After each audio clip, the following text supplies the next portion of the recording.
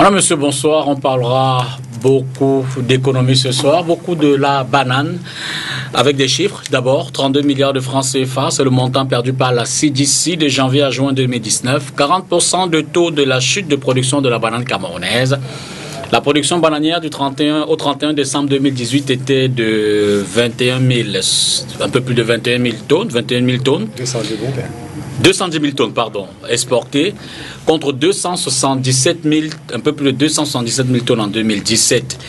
C'est environ 15 262 en termes de nombre d'emplois directs et 164 000 tonnes de bananes exportées en 2018. L'usine de la CDC, vous le savez, a été attaquée et détruite en novembre 2018. Les sécessionnistes sont désignés par les pouvoirs publics comme étant les auteurs.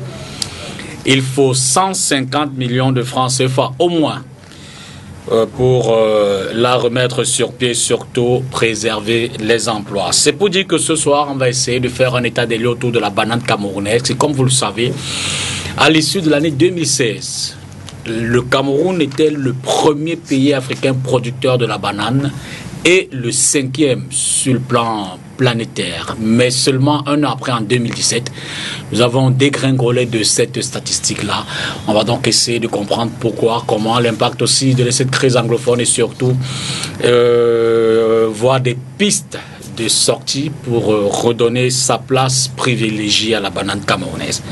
Carte sur table ce soir, thème: comment se porte la banane camerounaise. 4 invités un peu venus des différents secteurs de la société, 2 journalistes, un environnementaliste, même s'il cache très mal son visage d'homme politique, et puis un expert consultant dans le suivi des entreprises.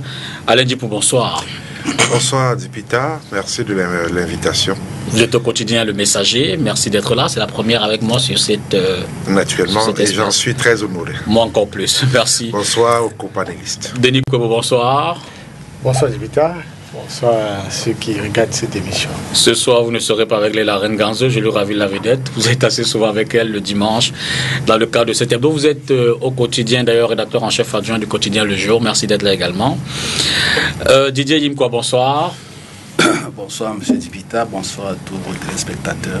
On vous connaît évidemment sous la casquette d'homme politique, mais c'est davantage l'environnementaliste, l'homme cultivé qu'on aura ce soir pour dérouler cette actualité autour de la banane. J'ai beaucoup plus militant écologiste. Ah d'accord. Parce que ça sent le militantisme, l'engagement. C'est vrai que il faut être dans vos milieux là pour voir les différences entre l'écologie et l'environnement. Ça fait un peu trop cadre, trop élite. Moi, mon combat, j'ai une mission tribunicienne. Ok. Je suis prêt pour le peuple, alors qu'environnementaliste, ça vous fait élitiste.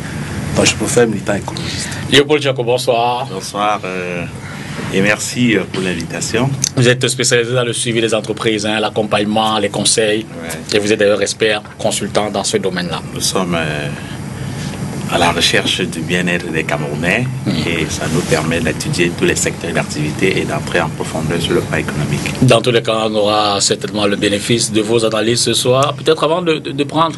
J'ai 2 journalistes ce soir. Je ne vais pas manquer de...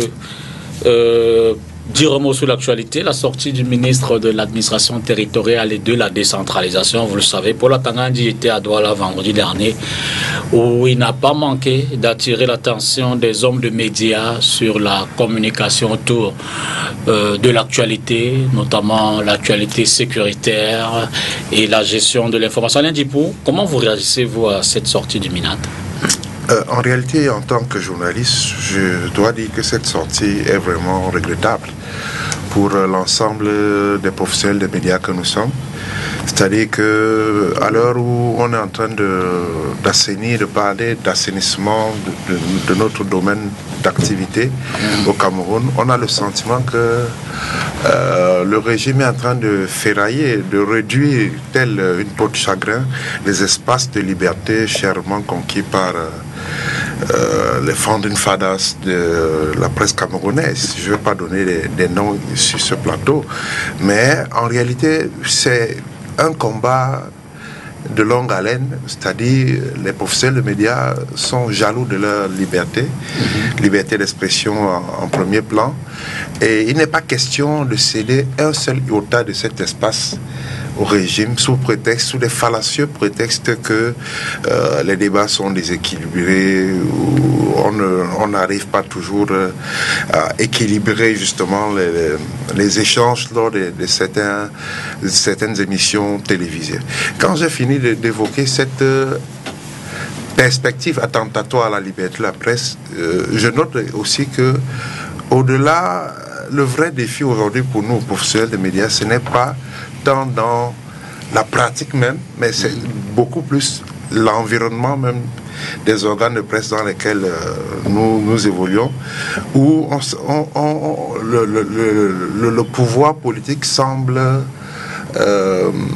réduire notre champ d'indépendance en nous muselant, en essayant de nous museler à travers plusieurs artifices qui sont mis en œuvre pour que économiquement nous soyons fragiles et que ces entreprises ne soient pas viables et fiables pour assurer une certaine neutralité dans le traitement, la collecte, le traitement des informations. Donc l'autre bataille est essentiellement économique parce que parfois on s'arrange, c'est à dessein qu'on appauvrit les médias pour mieux les tenir, les tenir en laisse. Et donc cette pratique qui n'est pas du tout enviable doit être vraiment proscrite de nos mœurs si on veut véritablement avoir un système démocratique digne du nom dans notre pays. Alors là, je vais certainement m'adresser au président du syndicat national des journalistes du Cameroun pour avoir sa réaction. Vous savez, nous avons beaucoup de problèmes avec notre pays. C'est que quand vous suivez un monsieur comme Atanganji parler, vous vous demandez quel est le malheur qui s'abat sur notre pays. Non, comment? C'est un malheur qui s'abat sur le pays parce que vous avez un homme d'État qui parle avec affolement, qui parle de quelque chose qui ne le concerne pas et qui parle de ce qu'il ne sait pas. Non, mais il est chargé de la sécurité publique. Non, il n'est pas chargé de la sécurité. Pardon, il est chargé de la sécurité intérieure. Et si la presse sert d'instrument ou est instrumentalisée pour menacer la sécurité intérieure, il est de son devoir de rappeler. Oui, c'est là où on a des problèmes avec le ministre. Les impératifs de sécurité nationale ne relèvent pas du domaine de l'affolement. Je ne parle d'affolement. Ce n'est pas comme ça qu'on parle des questions de sécurité nationale. Le ministre ne vient pas s'asseoir devant les journalistes et leur parle comme s'ils étaient dans un bar. C'est des questions qui sont beaucoup plus sérieuses. Le directeur de conscience d'un journaliste, c'est les règles d'éthique et de déontologie de son métier. C'est lui qui a appris son métier, c'est lui qui sait comment l'exercer, c'est lui qui assume pleinement sa responsabilité auprès du public, auprès de tous. C'est-à-dire qu'il assume, il est lui-même le juge. Le journaliste se fait obligation donc de faire ce boulot-là pour l'intérêt général du public. Il ne fait pas ce boulot pour la sécurité nationale. Il fait ce travail pour l'intérêt général. L'intérêt général veut dire l'ensemble des idées qui peuvent éclore dans une société. Et généralement, ces idées-là sont contraires. Et un ministre vous dit que vous ne devez pas accorder, vous devez accorder la prééminence au type d'idées qui lui plaisent.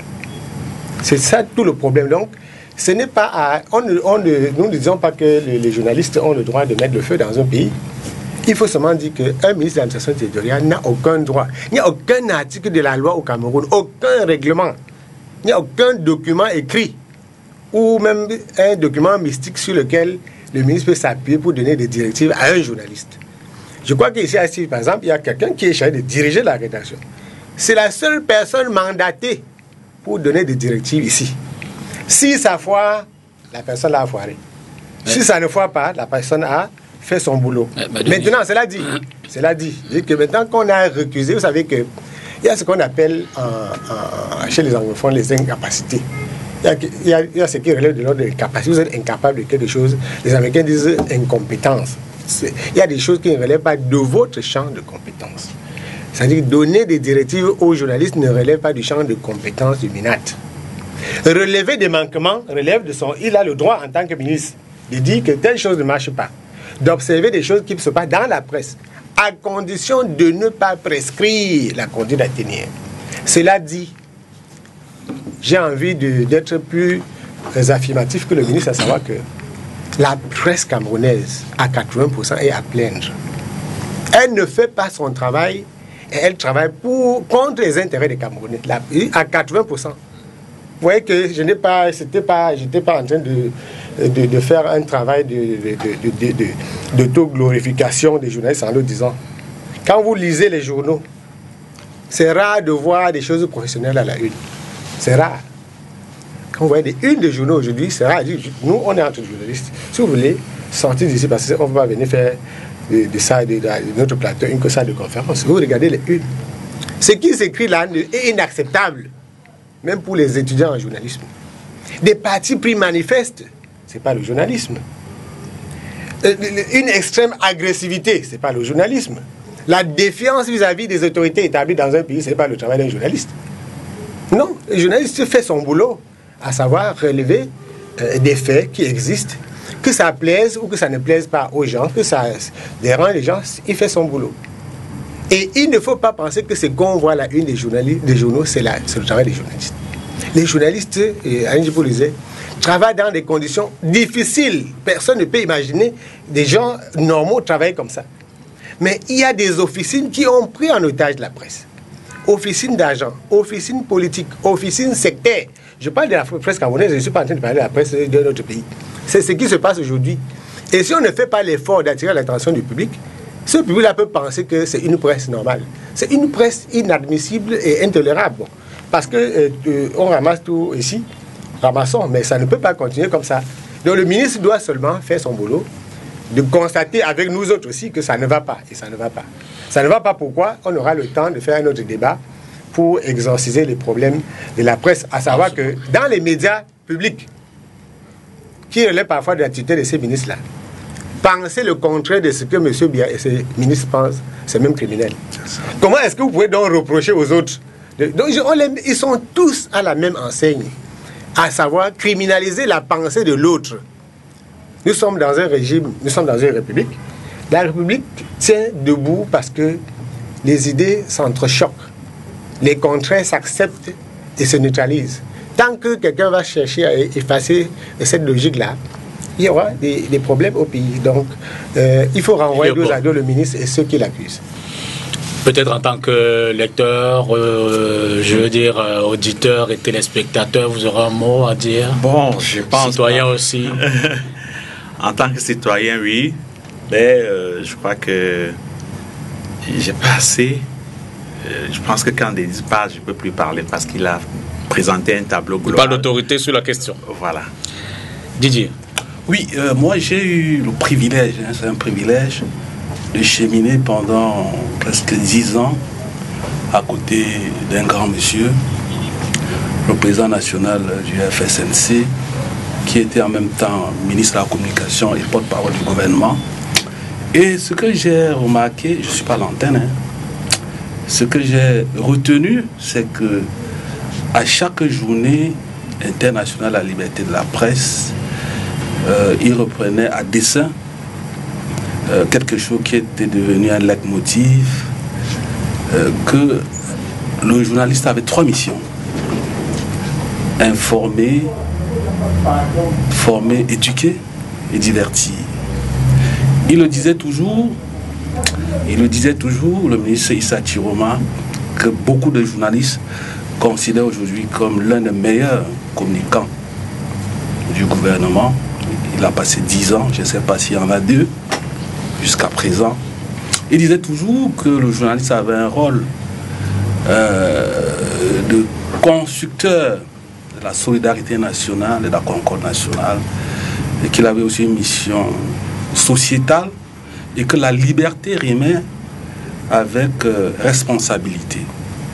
Mais malheureusement, il se trouve qu'aujourd'hui, il y a une substitution à la subjectivité à l'objectivité, parce qu'il y a un entrisme assez profond du journalisme dans le politique. Vous avez des journalistes qui sont des politiques. Je ne parlerai pas du président qui est aussi militant du Manidem. Évidemment, vous êtes d'accord avec moi qu'en tant que militant du Manidem, il peut biaiser une information. C'est une déformation, c'est pas sa faute. Il est militant du Manidem. Et ce qui fait que, donnant raison à Michel Charodot qui dit que les médias sont des manipulateurs manipulés. Ça, c'est quelque chose que l'on peut observer aujourd'hui. Quand vous suivez ce qui se passe, la dynamique du paysage audiovisuel ou bien de la presse camerounaise, vous avez beaucoup plus de militants politiques que de journalistes. Et évidemment, ça fait problème parce que les traitements des informations relèvent de la subjectivité, comme je l'ai dit. Il y a de moins en moins de l'objectivité. Moi, j'ai eu la chance aussi de lire un excellent livre d'Antoine Maringono.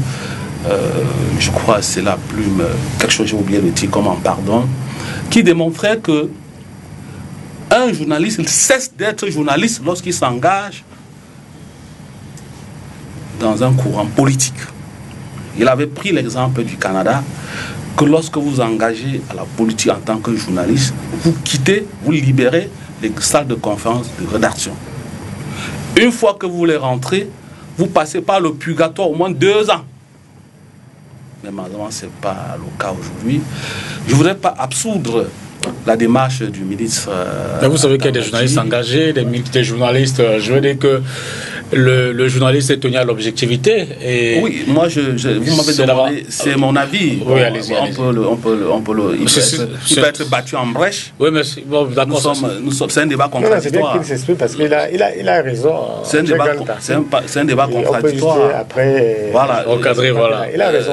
J'ai passé 10 ans, j'aurais pu être aussi journaliste, mais avant, je n'avais pas peut-être les compétences. Mais je ne regrette pas beaucoup. Mais voilà ce que j'observe du paysage audiovisuel. Et aujourd'hui, on ne peut plus parler de la presse traditionnelle sans faire allusion aux médias réticulaires, c'est-à-dire les réseaux sociaux, qui sont malheureusement devenus les agents de presse. Tout ce qu'on lit dans les réseaux sociaux sont pris comme les informations sûres. Et ce qui est aussi grave, c'est que beaucoup d'anciens DP sont dans les réseaux sociaux, font comme nous qui sommes dans les réseaux sociaux, sans le désordre des réseaux sociaux. Vous voyez, ça fait un melting pot.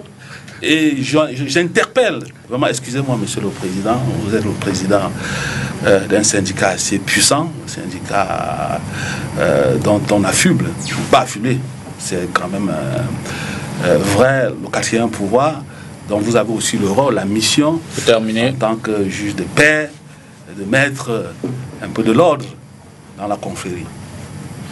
Bon, vous voulez dire un mot? Oui, je dis que Didier n'a pas entièrement tort. Sauf que Adam Maringono et son confrère s'étaient rendus coupables d'un parti pris manifeste à l'occasion du lancement du SDF dans les années 90. Ils avaient dit que les manifestants de Bamenda avaient été piétinés par balle et qu'ils avaient chanté l'hymne national du Nigeria. Vous voyez, s'ils étaient justement dans un pays normal, ils auraient été radiés à vie de la corporation parce qu'ils avaient inventé l'information. Et après, on a donc écrit un livre où on essaie de citer ce qui se passe au Canada ou ailleurs. Mais ce n'est pas comme ça que ça se passe. Parce qu'aujourd'hui, nous sommes, par exemple, le SNJC, dont vous êtes membre et affilié à la Fédération internationale des journalistes, c'est l'un des syndicats majeurs de cette fédération-là. Et ensemble, on travaille. Ça fait quelques jours, nous sortons d'une formation ensemble sur la responsabilité sociale des journalistes, le comportement des journalistes en temps de crise. Nous étions ici à Douala pour travailler avec des journalistes, les jeunes journalistes à l'aide des réseaux sociaux, des médias numériques. Et la Convention collective nationale des journalistes a été signée. Cette convention a résolu, par exemple, le problème que Didier pose. Pour ceux qui me connaissent, moi, je n'ai jamais écrit un article concernant le parti politique dont je suis membre. Je ne l'ai jamais fait un jour. Je n'ai jamais écrit un article pour défendre mon parti. Même quand je sentais que ce parti était attaqué. Je ne l'ai jamais fait. Parce qu'il y a la clause de conscience contenue dans la convention collective. Quand vous avez, on appelle ça je n'ai pas parlé de parti pris manifeste, de prise d'intérêt. Donc M. Nkouebo ne peut pas écrire un article de presse qui concerne des choses, des débats politiques mettant en scène une formation politique dont il est affilié. Même les formations contraires. Ce n'est pas son rôle. Lorsque ce cas-là se présente à vous, vous mettez de côté, vous laissez les autres écrire. Donc, la presse française, par exemple, est hautement politisée. La presse américaine est partagée entre la gauche et la droite. Ce n'est pas de ça qu'il s'agit. Rien n'empêche à Didier Yinkwa de savoir que ce qui est blanc est blanc. Ce qui est blanc pour le RDPC est blanc pour la couleur. On est au moins devant s'accorder sur les couleurs. Au plan journalistique, on doit au moins s'accorder sur les faits. Ce dont on n'est pas obligé, c'est de faire le commentaire d'autrui. Parce que le commentaire est libre. Vous faites un commentaire en fonction de votre orientation. Tout à l'heure, quand le ministre de l'administration territoriale, qui est membre du RDPC, a fait une déclaration, vous voyez que j'ai une position d'abord claire sur le principe avec lui, et je lui donne également raison. Ce n'est pas parce que M. Atanganji est membre du gouvernement qu'on dira que ce qu'il dit n'est pas vrai. Un journaliste a une obligation d'honnêteté. Ça, c'est le principe de base. Nous tous, on a appris cela. Ce dont il est question, Didier, c'est pas ça. Si c'était la loi au Cameroun ne permet pas à un parti politique d'avoir un organe de presse. Donc, il est hors de question qu'on dise que tel parti, les organes de presse n'appartiennent pas au parti politique. Et c'est interdit. Sauf que des gens ont les oripeaux politiques cachés, les gens ont des agendas politiques cachés. Il serait mieux que je sache que Monsieur X ou Monsieur Y ait de telles obédiences. Là, de dire, pourquoi est-ce qu'ici, sur le plateau, on n'a pas de problème? Nous ne sommes pas venus ici partager les mêmes idées. Au contraire, on est venu ici pour que nos idées s'entrechoquent. Sauf qu'il faut que chacun porte son identité. Il ne faut pas dire qu'il est journaliste, alors qu'il est plutôt militant écologiste. Il faut pas que monsieur prenne la place de l'autre. C'est ce qui pose problème dans la presse aujourd'hui. C'est-à-dire se cacher derrière un article de presse pour régler un compte. Se cacher derrière un organe de presse pour travailler pour une officine obscure. Et personne ne peut accepter cela. Il n'y a aucun article, aucun code de journalisme au monde qui vous dit que vous allez faire le journalisme au profit de votre chapelle. Un dernier mot. Tous les codes vous font obligation de travailler pour l'intérêt général du public. Et le public est divers. Un dernier mot et puis on en sort définitivement. Effectivement, à la suite de Didier et de Denis, je voudrais quand même rappeler à nous tous que le journaliste a le droit d'avoir une opinion en tant que citoyen. Maintenant, il faut simplement savoir faire la part des choses. C'est-à-dire savoir que lorsqu'on est en situation professionnelle, on met de côté ses tempéraments politiques, on met de côté ses aspirations politiques, son penchant politique, pour ne relater que des faits. Parce qu'en réalité, c'est autour des faits que le journaliste trouve, n'est-ce pas, son objectivité. Ce n'est pas dans le militantisme primaire. Donc, c'est ce que je voudrais apporter comme argument complémentaire à tout ce qui a été dit jusque-là. Alors, on va prendre la transition et puis on rentre tout de suite dans le thème du débat de ce soir. Je le rappelle, comment se porte la banane camerounaise?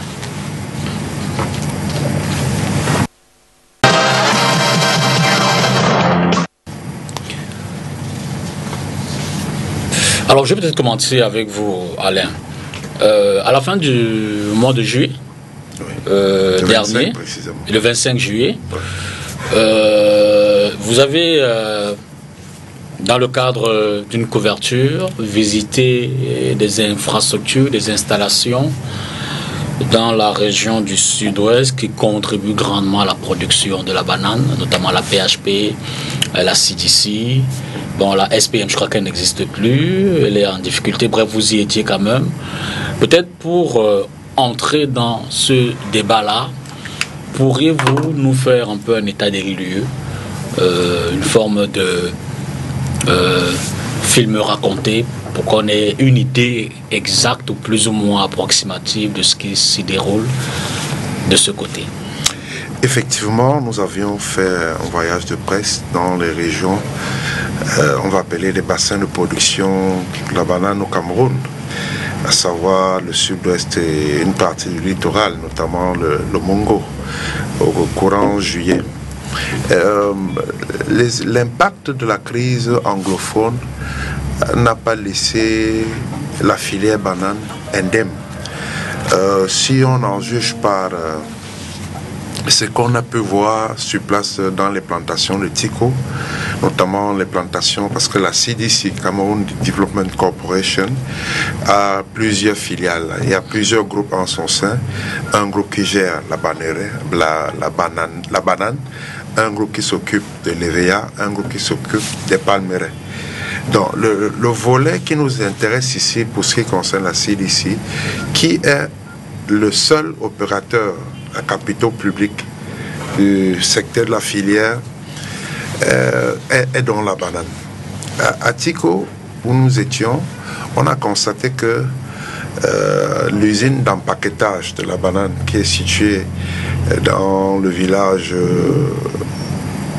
dans un arrondissement de Tico, le village de Massandja 1, et également à Moussaka, ces usines-là sont à l'arrêt.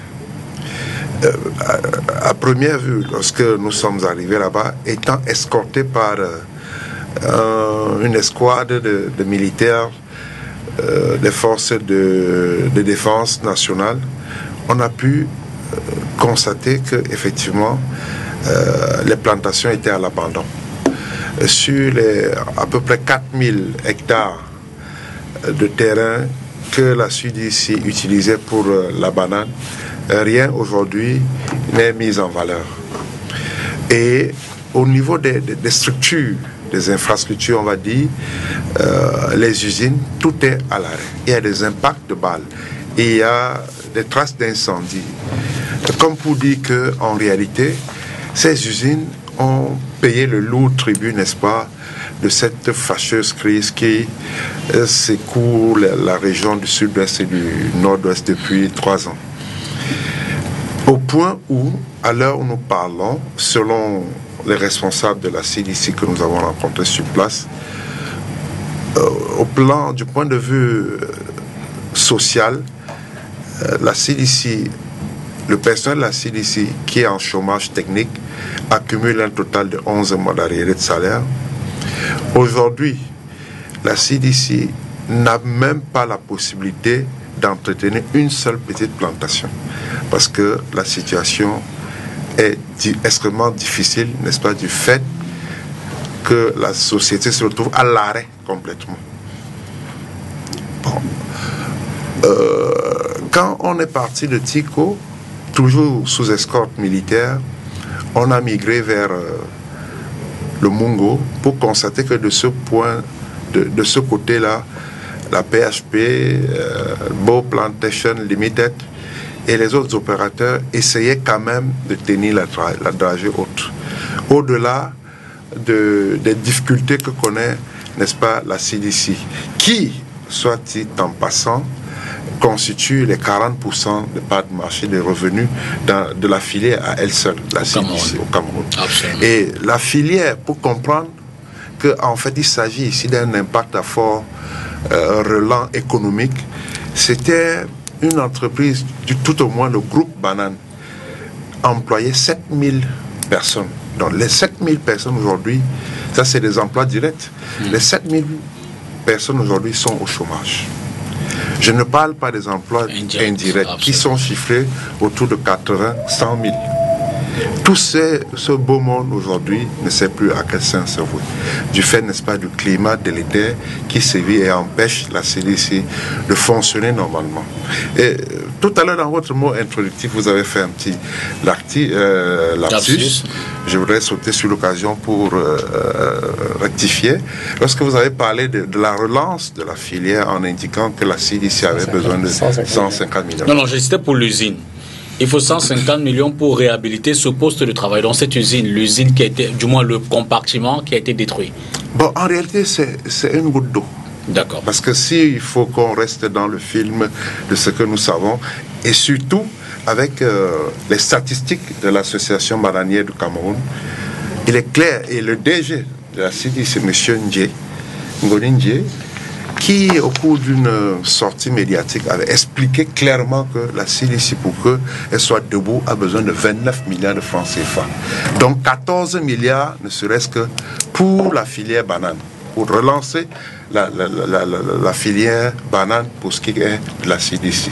Donc quand je finis de lever cet équivoque, je reviens donc sur notre séjour du côté du Mungo pour dire qu'aujourd'hui, ce qui entretient un peu l'espoir, c'est les efforts que la PHP, Bow Plantation et les autres acteurs déploient au quotidien pour tenir le cap.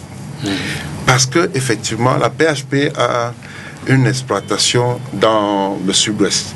Mais la PHP, compte tenu du climat insécuritaire pas du tout favorable, s'est résolu à faire venir des militaires pour les camper autour des plantations, autour des bâtiments, autour des usines. Toutes les installations PHP dans le sud, notamment dans l'arrondissement de Tiko, sont sous haute sécurité.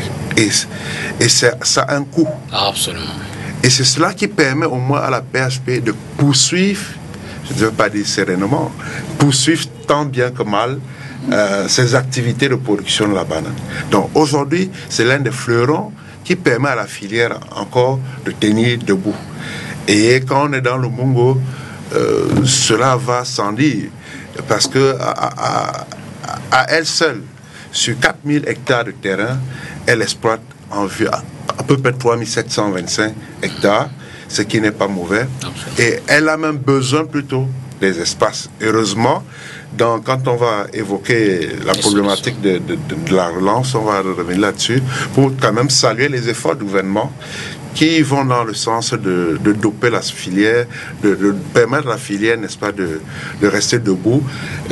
On a vu que la réserve foncière de Mbanga s'est vue amputer quelques 1100 hectares de terrain au profit de la compagnie fruitière, justement, qui est, on va dire quoi, dont la PHP est la filiale. Et donc, c'est des efforts comme ça, parce que la PHP a besoin des espaces pour étendre la production et massifier, n'est-ce pas, les chances de relance et de redécollage de la filière banane. Parce qu'aujourd'hui, avec la CDC à l'arrêt complètement, ça fait 40% de pertes. Absolument. Alors, Denis, vous connaissez un peu l'environnement. Je veux dire qu'avant de rentrer en plein dans le sujet, comment est organisée et structurée la filière banane du Cameroun ? De l'aval jusqu'à, je veux dire qu'en amont, les secteurs intermédiaires, jusqu'à son évacuation, si vous voulez, son exportation. Comment est-ce qu'elle est structurée, cette filière ? C'est toute une nébuleuse, la filière banane. Et lorsque j'ai écouté Alain, nulle part nos idées ne pourraient se rejoindre en rapport avec la situation de la banane camerounaise. On peut penser en écoutant, parce que moi j'avais fait un étude pour dénoncer le voyage de presse dont Alain parle, parce que ce voyage de presse, ça les journalistes gagnent toujours en allant sur le terrain découvrir. Et ceux qui initient les voyages de presse, généralement, ça rend seulement à donner l'information qui les arrange. La CDC, la filière banane, ne s'est pas effondrée à cause de la crise anglophone. Il faut que les chiffres soient clairs. Quels étaient les chiffres? La crise anglophone, les plantations ont été attaquées quand? À quel moment de la crise anglophone? Il faut qu'on comprenne. Est-ce qu'en 2016, les plantations avaient été attaquées? 2017, au début 2017, est-ce que les plantations étaient attaquées? Non. Quelle était donc la situation de la CDC avant 2016? Vous avez parlé de PHP. Peut-être je peux te fixer. Hein, j'ai les chiffres. Tu les as, d'accord. Il faut peut-être noter. Le Cameroun était premier producteur mondial de bananes, avec 310 000 tonnes. Au soir du 31 décembre 2016. 2016. 310 000 tonnes. SPM, à l'époque, avant sa mort, produisait 40 000 tonnes de bananes, à peu près. Et l'État du Cameroun était actionnaire à 12,5% des SPM. Donc la CDC n'est pas la seule entreprise où l'État du Cameroun est actionnaire. La SNI est actionnaire à 12,5% des SPM, qui a des problèmes qu'on connaît, qui ne sont pas aussi des problèmes qui datent de 2008, puisqu'on avait dit on a cassé SPM en 2008. Qu'est-ce qui s'est passé pour que SPM ne puisse plus produire? C'est-à-dire une entreprise comme celle-là, qui n'est pas quand même dans la zone anglophone avec l'insécurité, qui produisait 40 000 tonnes de bananes. Est-ce que si la crise anglophone était la cause même de l'effondrement de la production, l'idéal n'aurait pas été rapidement pour l'État de renforcer une entreprise qui est à l'agonie, dont l'État est actionnaire à 12,5% et qui produisait 40 000 tonnes de bananes? Parce qu'on a quand même un objectif à atteindre de 500 000 tonnes, même si on a revu à 400 000 tonnes. Et en 2016, qu'est-ce qui se passe? Il y a une subvention de l'Union européenne de 48 millions d'euros. Je crois qu'on peut prendre les calculettes, multiplier 48 millions fois 656 pour voir ce que ça va donner. Nous sommes en 2016.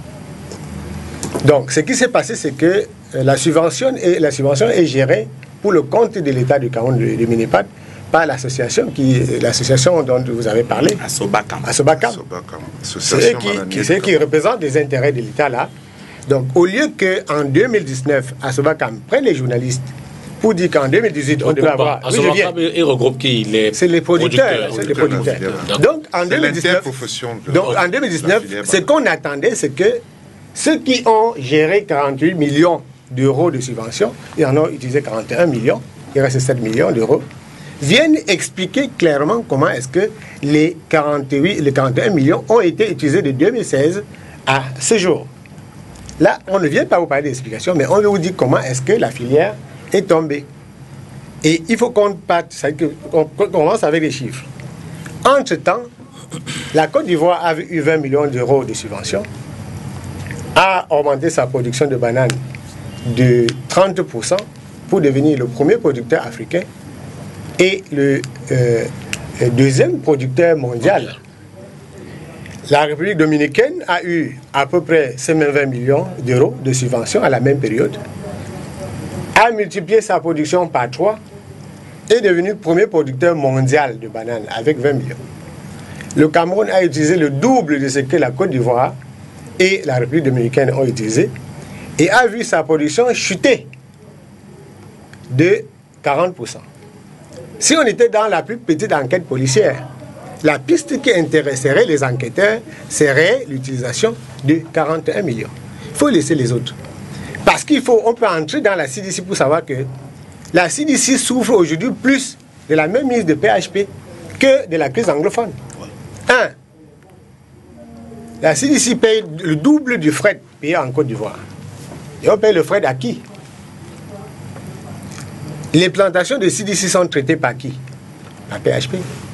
Vous avez parlé de vos plantations. Qui traite? C'est-à-dire que c'est une plantation factice où tout est fait par PHP. Donc, au niveau de la CDC. Tout est fait par eux. Je veux dire que dans le traitement, le fret, c'est eux. Pour vos plantations, c'est toujours eux qui faisaient. C'est quand la CDC fonctionnait. Maintenant, aujourd'hui. Oui, j'ai dit que non. J'ai dit avant. Donc, il faut aller avant l'arrêt, c'est eux qui sont là. Pour vos plantations, c'est eux qui font la même chose.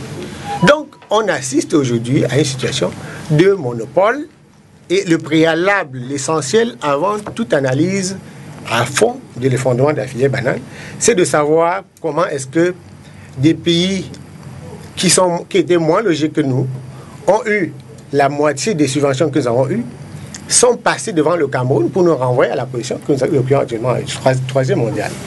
Donc, c'était ça. C'est ça le nerf du problème. Et en allant aujourd'hui, si on dit que si l'État doit mettre 14 milliards à CDC, qui va gérer les 14 milliards? C'est ceux qui ont géré la subvention, c'est la même. C'est dans la sous-traitance, c'est une seule entreprise concurrente qui a un monopole de fait, qui a proposé un plan à l'État. De restructuration. Qui a proposé un plan. Est-ce qu'on propose un plan de restructuration de son concurrent dans une situation comme celle-ci où on veut atteindre 500 000 tonnes, on dit 400 000? Vous êtes à peu près à 203 000. Ils sont à 203 000 tonnes aujourd'hui. Il faut passer du simple au double. Est-ce que la solution immédiate, c'est que celui qui assume le monopole, et qui tire une grande rente. On va tout à l'heure parler de cette rente avec les... Parce que quand ils ont eu 48 millions d'euros, tous les autres membres de la profession avaient proposé qu'on achète par exemple des avions pour l'entretien, pour tout le monde. Stop. On n'a pas acheté des avions parce qu'il y a un opérateur camerounais qui est dans la banane, qui utilise ces avions pour traiter toutes les autres plantations, qui se fait payer, qui amortit ces avions et qui paye ses pilotes. Pendant que vous devez, vous devez répondre, vous devez attendre leur caprice pour pouvoir bénéficier des traitements qui sont très très stricts. Oui, en Union européenne, on n'accepte pas n'importe quel type de banane. Les normes doivent être respectées de façon scrupuleuse. Donc il y a eu tromperie sur la marchandise, notamment dans la présentation des faits. La CDC, avant la crise anglophone, souffrait déjà de ce monopole. De fait, la CDC, si on dit qu'il y a eu 41 millions d'euros utilisés, qu'on nous dise aujourd'hui, par exemple, la CDC qui a souffert a eu combien? Pourquoi est-ce que c'est un seul opérateur qui a eu la subvention? Et une subvention qui lui a permis en fait de faire baisser la production. Monsieur Fabre avait promis de faire 1000 hectares de plantations nouvelles. Il en a fait 400 000. Et je veux dire, il en a fait 400. 600 n'ont pas été faites. Les 1000 devaient être faites sur la subvention de 48 000 euros. C'est-à-dire, si vous avez eu 41 000 euros, vous avez promis de faire 1000 hectares, vous n'en avez fait que 400. Il faut qu'on calcule les ratios et qu'on nous dise exactement c'est à quoi les subventions servent. Alors, Léopold Lou, je vous ai présenté ainsi dès l'entrée. Vous avez l'expertise dans le suivi, dans l'encadrement, en termes sur les plans techniques et de gestion des entreprises. Vous, quand vous observez ce déclin, ce déficit, vous dites la crise a sa part de responsabilité, mais également la gestion qui en est faite? Bon, je pense que je vais commencer par bien représenter l'environnement de la banane au Cameroun. Okay. Que ce soit plus, avant toute analyse, que les gens comprennent bien. Okay. Au Cameroun, le secteur banane qui est géré par Asobacam, aujourd'hui est constitué de 3 grandes sociétés. Il y a la PHP, il y a la CDC et il y a la BPL. Le Cameroun, la banane au Cameroun, c'est le deuxième produit d'exportation. Bon, après le bois, c'est le deuxième produit d'exportation. La banane au Cameroun, c'est le premier employeur. C'est-à-dire 13 000 emplois directs. En dehors de l'État. En dehors c'est le premier. 13 000 emplois directs et environ 100 000 emplois indirects. Je peux vous donner un détail pour les emplois. La CDC a 6 600. La PHP a 5 200 environ.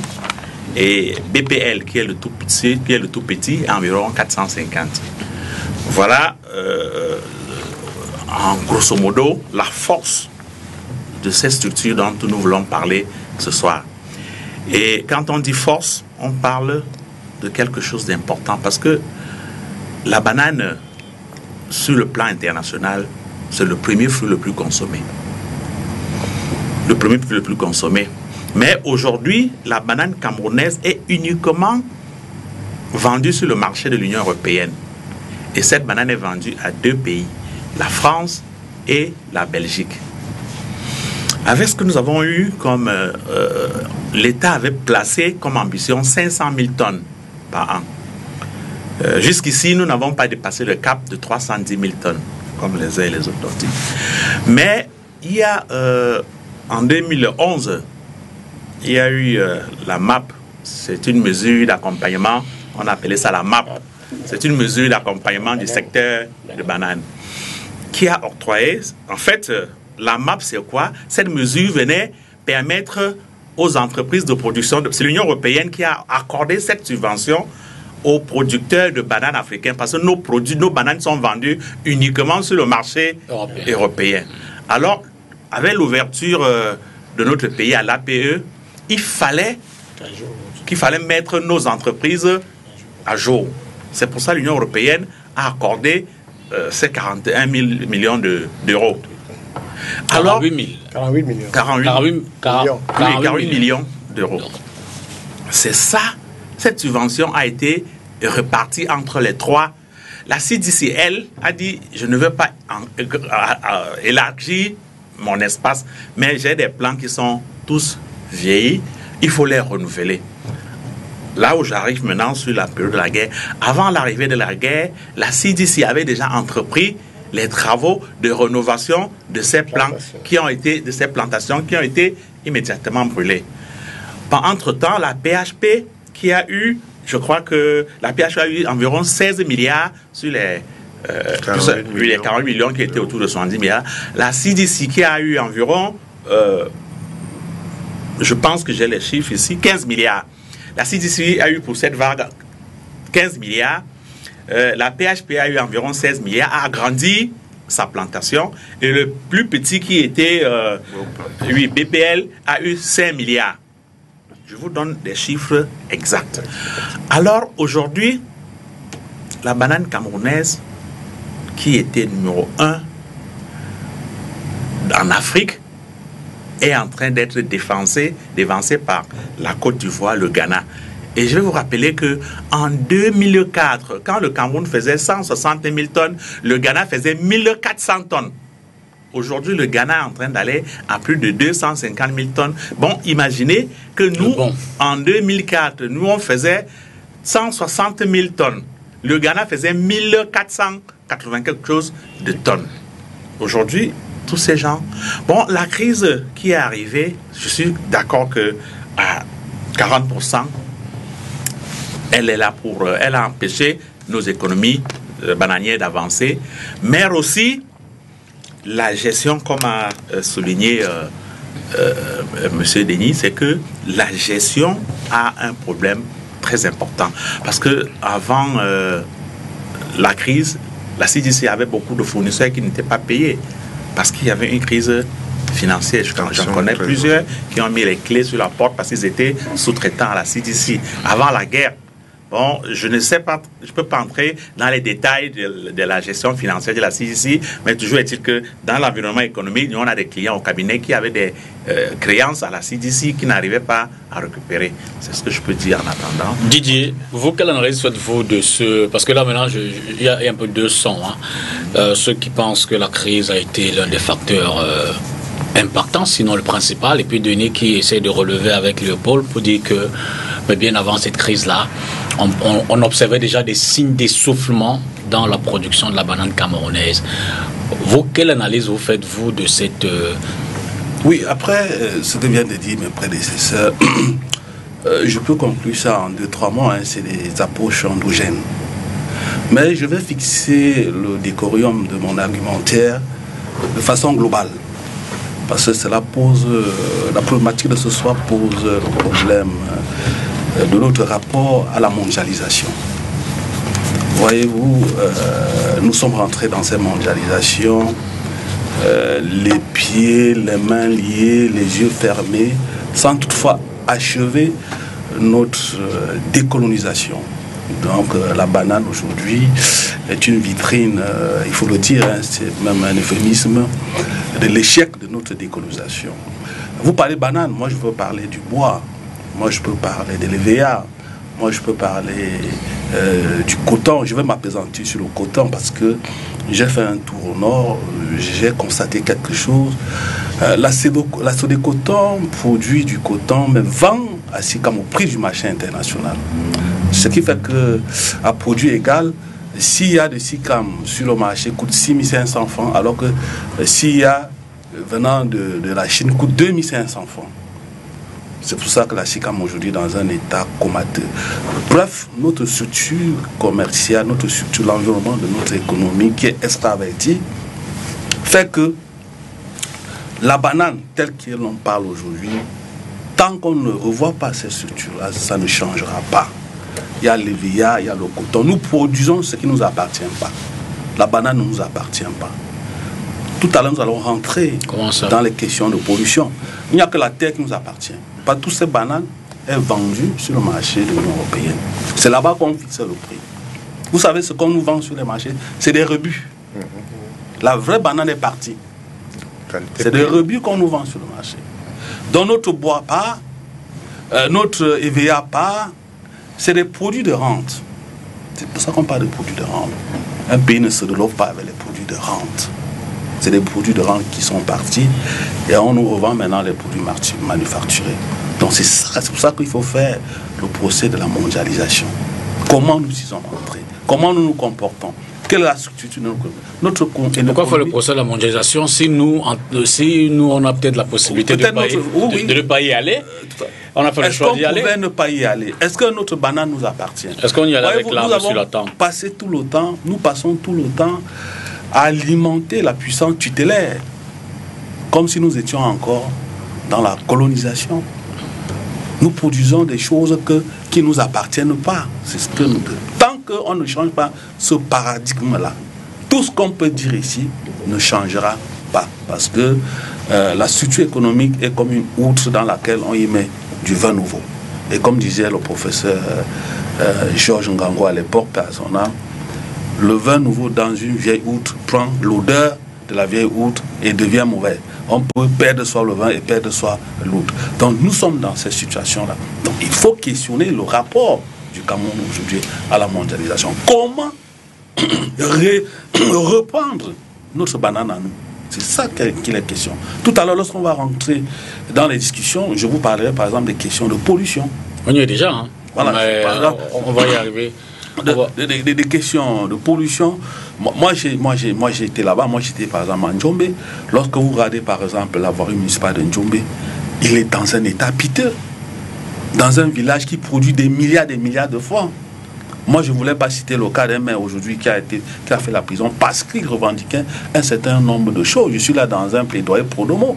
Moi, je vous ai tout à l'heure à l'entame de cette émission, je vous ai fait valoir ma casquette de militant écologiste et que notre mission, la mission des militants écologistes, était tribunicienne. Nous regardons aujourd'hui la population. Les populations se plaignent. Vous avez les populations qui vous disent par exemple que nous avons un seul cours d'eau, Mazement, qui est pollué par des fongicides. Vous avez des avions qui épandent des produits dans l'air, mais qui malheureusement impactent la santé de ces populations. Les maladies aujourd'hui dont la prévalence est plus forte sont des maladies respiratoires pulmonaires. Ça, c'est la banane. Je ne suis pas dans un autre débat. C'est notre banane. Vous ne cultivez pas la banane. Pour comprendre... Vous ne cultivez pas la banane. Et je vais vous parler d'un insecticide qui a été interdit aux Antilles, mais qui est utilisé en Djombe. Vous ne pouvez pas parler de banane, monsieur, sans faire fi de ces produits utilisés pour... Ouais. Nous avons travaillé sur les polluants organiques persistants et Njombe Peña est l'un des pics majeurs de polluants organiques persistants. Vous ne pouvez pas vous limiter seulement à de l'argent. Moi, je ne suis pas vous. Moi, je suis militant écologiste. Et c'est ce qui vous importe, c'est peut-être l'argent. Moi, c'est la santé de la population. C'est ça qui est important chez moi. Et je peux vous dire aujourd'hui que la population de Njombe Peña, ces populations-là ne sont pas à l'aise. Et je voudrais... Tout simplement parce que les seuls cours d'eau qu'elles utilisent pour consommer, ces cours d'eau-là sont pollués. Allez là-bas vérifier. Njombe n'est pas très loin ici. On n'a pas besoin d'un visa, on n'a pas besoin d'un billet d'avion de 1 million de francs. Hein. On vous dira que là-bas, les gens souffrent des maladies respiratoires, des maladies pulmonaires et même des dermatoses. Je vais vous donner le nom tout à l'heure de cet herbicide qui a été interdit dans les bananeraies aux Antilles parce que la France n'a pas homologué ce produit. Mais ce produit est utilisé. Et il y a même une eau qui est exploitée dans le... On se demande aujourd'hui si cette qualité-là, si la qualité même de cette eau est garantie pour être vendue. Et je voudrais dire d'ailleurs que c'est la pertinence de votre présence. Je vous ai présenté tout à l'heure, pas comme l'homme politique, parce que je voudrais davantage votre expertise justement dans cette approche en termes de qualité de production de notre banane, parce que cet aspect également, et vous faites bien de le dire, la banane de première main n'est pas livrée sur le marché camerounais. Donc c'est également l'autre intérêt de votre présence. On va développer avec vous tout à l'heure. Vous voulez rebondir, Alain? Oui, juste pour indiquer que autour de cette table, on a semblé minimiser un tout petit peu l'impact de la crise anglophone sur la filière banane. Je suis d'accord qu'il y a une conjugaison de facteurs qui ont amené la CDC à fermer boutique. Facteurs qui sont en dehors, n'est-ce pas, des effets pervers de la guerre. Et pour illustrer mon propos, je voudrais quand même revenir sur quelques constances en termes de tonnage, en termes de production depuis 2015. Je parle de l'année 2015 pour qu'on comprenne que avant la crise a bien commencé en octobre 2016. Ouais. Avant la crise, il y avait quand même une production au-dessus de l'acceptable. En 2015, la CDC produisait 120 651 tonnes. En 2016, cette production est passée à 113 858. En 2017, on a atteint le pic de 94 528 tonnes. 2018, 34 953. Aucune projection pour 2019, parce que la CDC est complètement à l'arrêt. Donc, quand vous voyez ces chiffres de 2015 à 2019, la courbe, elle est descendante. Je ne vous coupe pas. Et puisqu'on a les chiffres, je vous donne la parole. Je voudrais également donner les chiffres de la production nationale. Voilà. 2015, 302 613 tonnes. 2016, 295 977 tonnes. 2017, 277 180. Attention, 2016, 295 977. Maintenant, 2017, 277 194 tonnes. Et puis 2018, 210 947 tonnes. Et les prévisions de 2019 parlent de 191 598 tonnes. Je crois que la régression ça conforte tout simplement l'argumentaire que je note ici pour dire effectivement que si on se fie seulement aux productions de la CDC, qui constitue à elle seule 40%, on peut donc par déduction comprendre pourquoi il y a aussi régression au plan national. Donc nous ne disons pas, nos chiffres ne sont pas contradictoires du tout.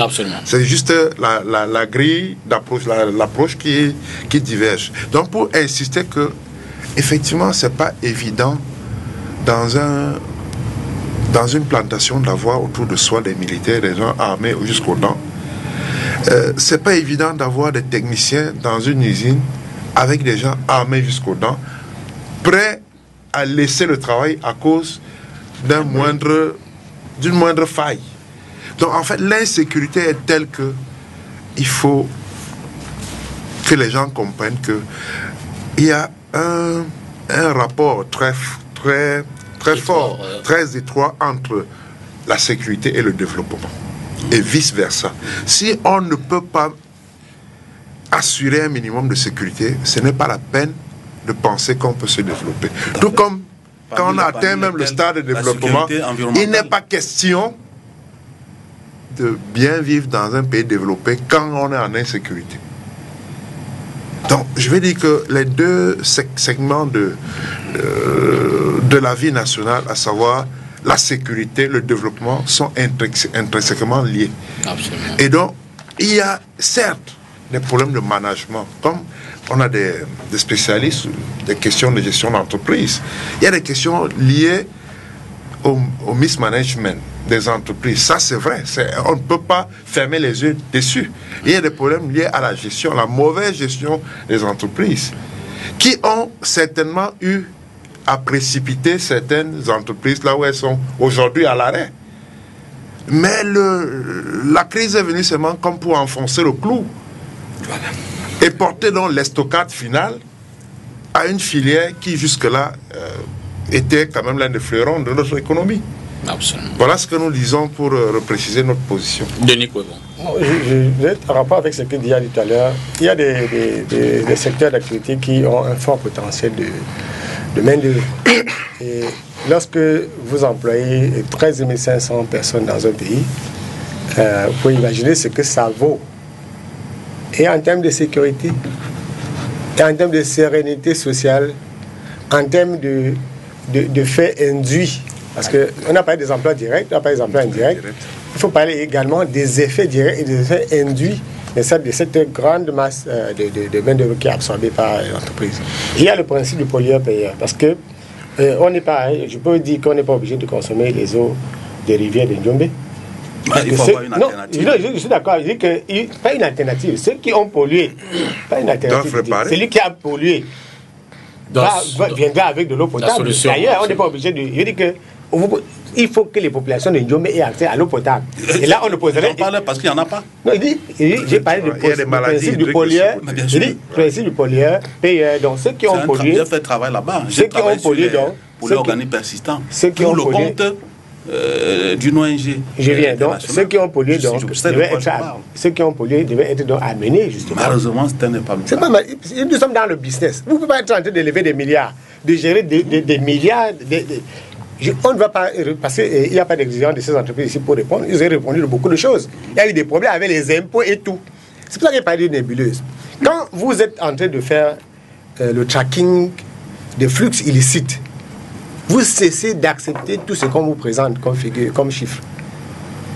Je vais prendre SPM. Nous savons ce qui s'est passé en février 2008. Qu'est-ce qui s'est passé en février 2008? Les usines ont été vandalisées. Ces usines ont été vandalisées par qui? Par qui? Les émeutiers.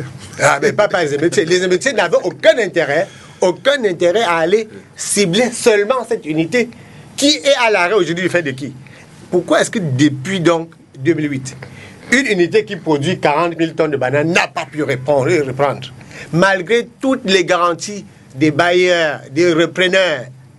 Donc, si vous voyez qu'il y a des gens qui empêchent, par exemple, à une unité qui produit 40 000 tonnes de bananes de reprendre ses activités, ce n'est pas ceux qui empêchent à une unité comme SPM de reprendre ses activités qui vont aller aider CDC à rester sur ses pieds. Denis, pour verser de l'eau à ton moulin sur cette question de la SPM, je voudrais indiquer ici que... C'est la plantation de manga. Justement, en 2018, l'ancien ministre de l'économie et de la planification, lui Paul Moutaze, qui est aux finances en ce moment, a fait un voyage dans le Mungo, notamment en Banga, avec des anciens responsables de la SPM, pour, dit-il, relancer la SPM.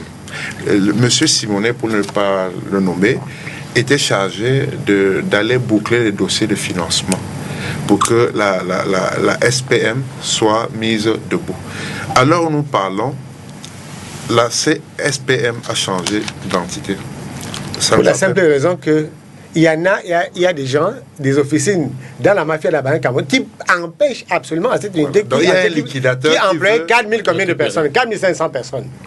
Ils ne peuvent pas relancer. Donc quand on est en train de faire une revue de la littérature pour comprendre comment est-ce que une situation est plombée complètement, il ne faut pas regarder les choses au point de vue. Donc, ce qui a entraîné la disparition, entre guillemets, de SPM, entraîne aujourd'hui la disparition de la filière banane. La filière banane de CDC, la sément banane de CDC, CDC a le plus grand verger, c'est qu'ils ont de l'espace pour cultiver la banane. Et si la CDC tient debout, les officines qui ne profitent pas nécessairement à l'État du Cameroun ne vont pas continuer de faire ce qu'elles font. Et c'est pour ça que la CDC ne peut pas tenir. Il faut le dire pour que on comprenne ce qui s'est passé. Vous avez tout à l'heure dit qu'il y a des plantations dans le sud-ouest aussi qui n'appartiennent pas à CDC qui tiennent parce qu'il y a les militaires. Donc c'est la sécurité qui garantit la continuité de l'activité d'un opérateur autre que CDC sur la région du sud-ouest cette sécurité-là peut être par effet, je veux dire que... d'entraînement similaire, je dis, procuré à CDC. Pourquoi est-ce que ça se passe pas là-bas? Qui a donc cassé la CDC?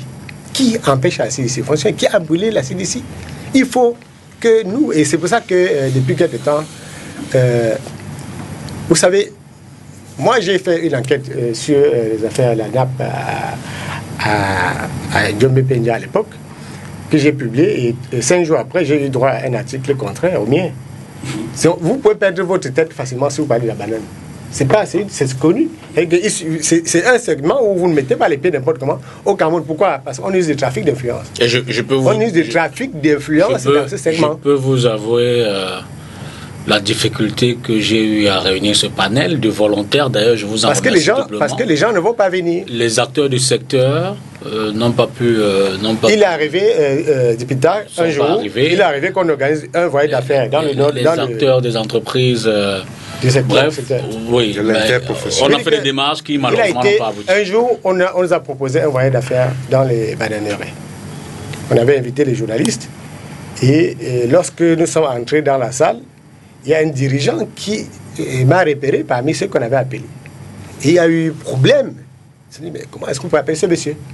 Et sur le champ, on m'a débarqué, comment on débarque un faux soldat, un colis. On dit, il peut pas aller là-bas. Donc, il faut... et là, j'ai un appel à nous-mêmes. J'ai lu le messager sur la banane. C'est encourageant. Il faut que les journalistes fassent le travail. Moi, je ne prends pas une casquette haute. Je parle en tant que journaliste travaillant sur le terrain. Il faut que nous fassions notre travail. Si on était aux aguets, nous ne serions pas troisième producteur de bananes aujourd'hui. Si on était aux aguets, on n'utiliserait pas 48 millions d'euros n'importe comment ici. Parce qu'en même temps qu'on parle là aujourd'hui, je connais des gens, des PAP qui sont dans un autre pays, en Amérique latine, en train de développer la banane. Donc en même temps, on vous a dit qu'on va faire 1000 hectares ici. On en a fait 400, mais on est en train de développer la banane ailleurs. Ça, l'État du Cameroun, assez rapidement, doit venir reprendre les subventions de 48 millions d'euros là. Ce n'est pas pour les producteurs, c'est pour l'État du Cameroun. C'est au Minepad qu'on a donné cet argent. Mais comme là, le Minepad a signé une convention avec l'association des producteurs, une association privée, les plantations sont où? Vous avez cité le nom des entreprises qui sont là. Si moi je suis cultivateur, si on avait des petits porteurs, ceux qui produisent le maïs au Cameroun, c'est qui? C'est nos mamans qui cultivent des petits sions à travers les villages. Est-ce qu'on ne peut pas, est-ce qu'on ne peut pas, avec 48 millions d'euros, au lieu d'aller donner à des multinationales qui ont une position de monopole en sous-traitance, en tout, est-ce qu'on ne peut donc pas, vous connaissez les problèmes qu'il y avait les terres là-bas, et pourquoi on n'a pas pu développer d'autres ports? On ne peut pas vouloir faire 400 000 tonnes de bananes dans un pays et avoir une petite niche où les gens tournent une corde de 203 000. C'est ahurissant de savoir ce que le Ghana... Quand vous voyez, les gens sont passés du simple à quoi? Pas au triple. Le Ghana, les gens vous passent de 1000 à 250 000. Donc ils ont fait 250 fois ce qu'ils faisaient, pendant qu'avec les subventions, nous, on régresse. Le type de devise qu'on aurait pu avoir grâce à la banane, on n'imagine pas. Le type la notoriété du Cameroun sur le plan international. Tout le monde parle de la banane camerounaise. Et Didier a mentionné d'autres segments où on descend. Mais il faut appuyer sur les segments, sur la filière banane, parce que c'est un segment porteur et c'est le miroir à peu près des échecs de notre pays, pour la simple raison que on a parlé de l'Union européenne. L'Union européenne a prélevé, les fonctionnaires de l'Union européenne sont impliqués dans les détournements de ces mâbles-là. Parce qu'ils ont touché en pot de vin. C'est le fruit de votre enquête. Oui. Oui, et j'invite les gens à poser des questions. Il ne faut pas accorder des chèques en blanc. Quand on dit, est-ce que vous savez combien d'argent les gens engrangent avec des entreprises, des sociétés privées? Par exemple, l'association qui gère des filières là. Vous savez combien ils perçoivent pour une palette de bananes exportées? Je crois que c'est 2 euros. Et avec les 2 euros là, on fait quoi? On développe quoi? Est-ce qu'il y a des activités de reach out? Est-ce qu'il y a des puits? Est-ce qu'il y a des forages? Il y a quoi pour la population? Il y a quoi en termes d'organisation de la filière, en dehors d'une prise d'intérêt manifeste au profit d'un seul opérateur?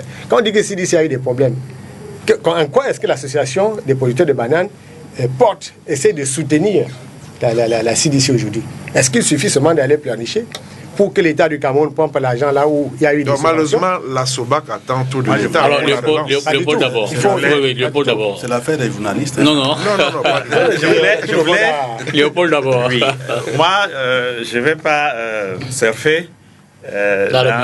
Parce que moi, je suis là pour essayer... Les arguments sont complémentaires. Voilà, pour essayer d'orienter et d'éclairer même la population camerounaise. Parce que vous avez bien fait, peut-être, de mettre ce thème sur la table. Aujourd'hui, je vais essayer de présenter pour que les gens comprennent bien cette filière-là. Le monde est dirigé par 2 très grandes filières. Il y a la filière banane ACP, où nous faisons partie, c'est-à-dire Afrique, Caraïbes et Pacifique.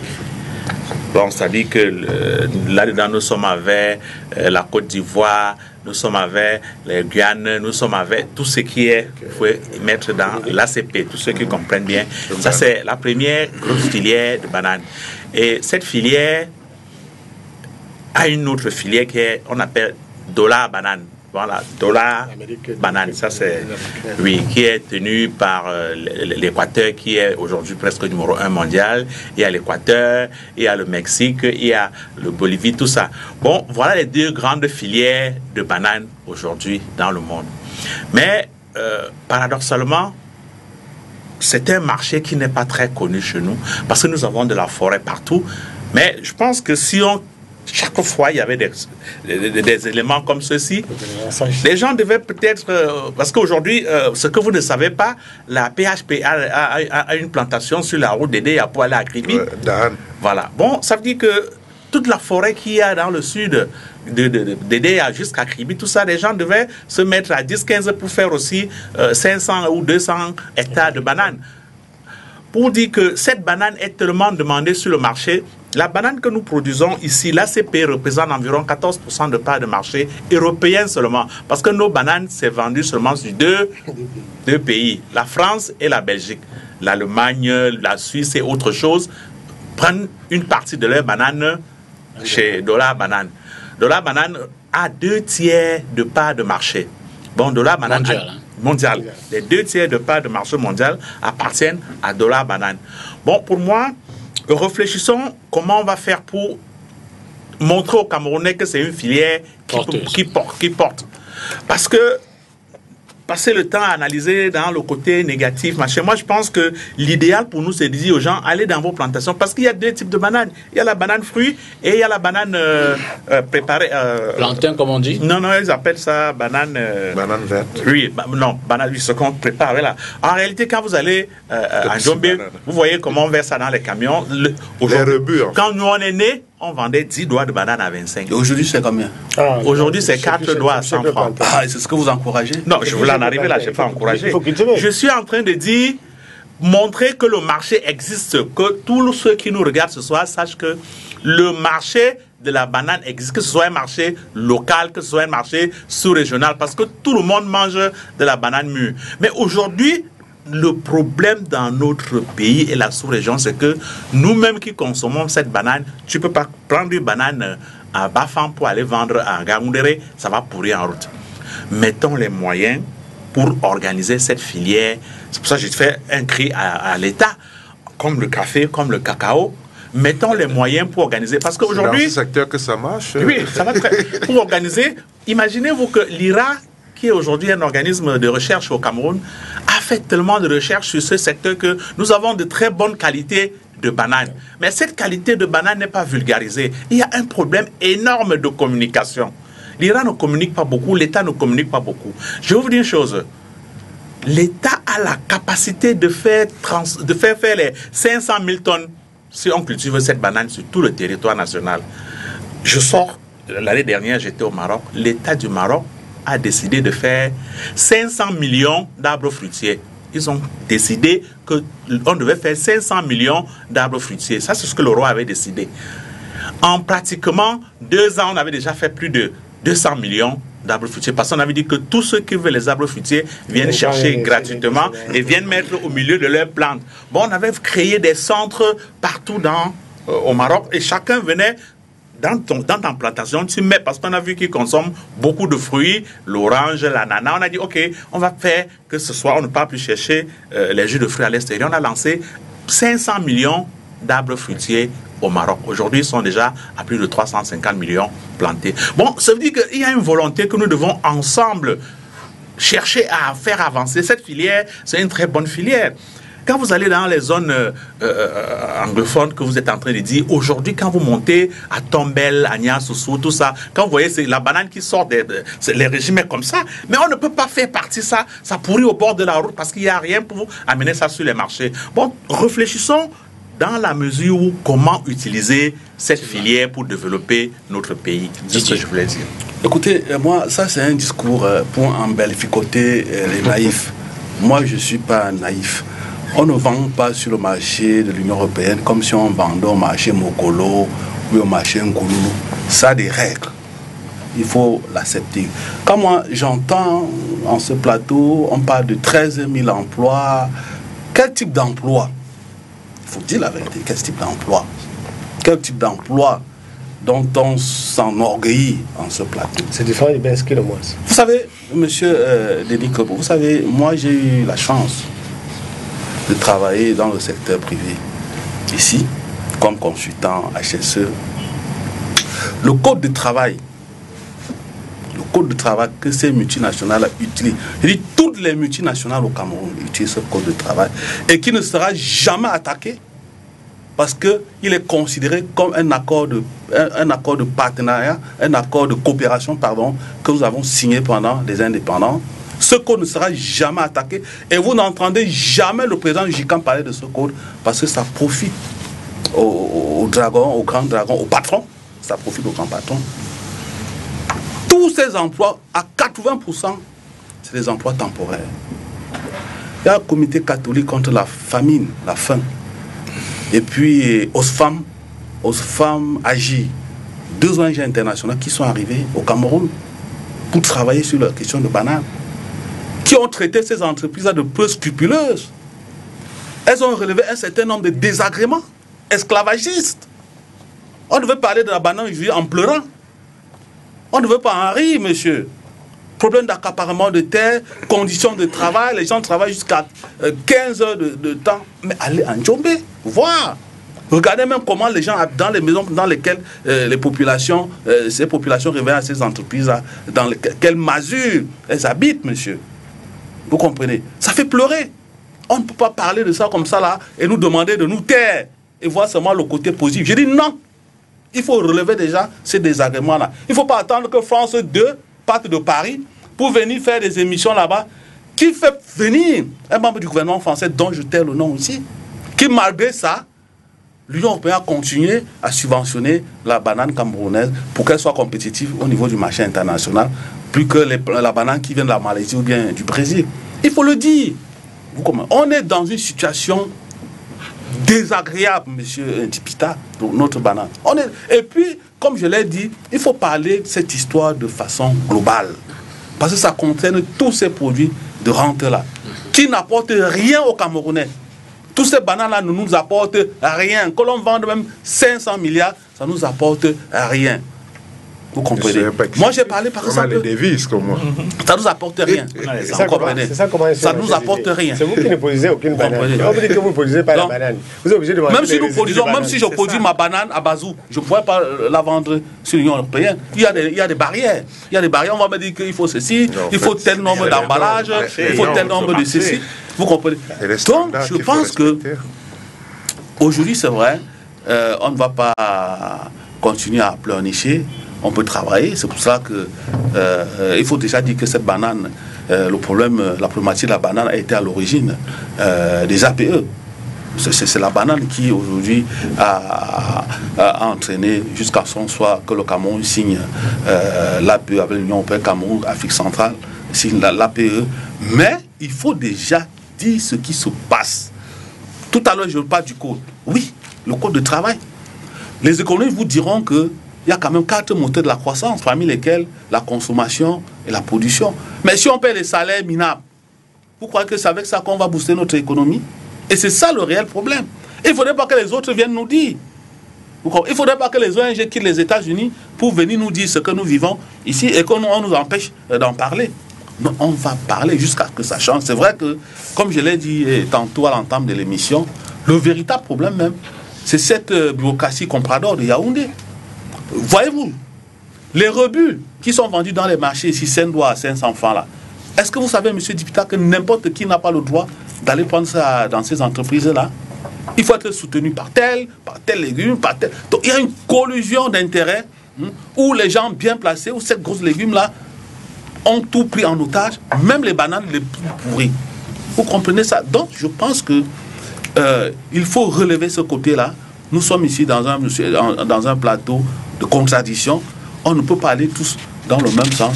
Parce que ce que je parle ici, c'est des faits réels que l'on peut observer sur le terrain. Alain Djipou.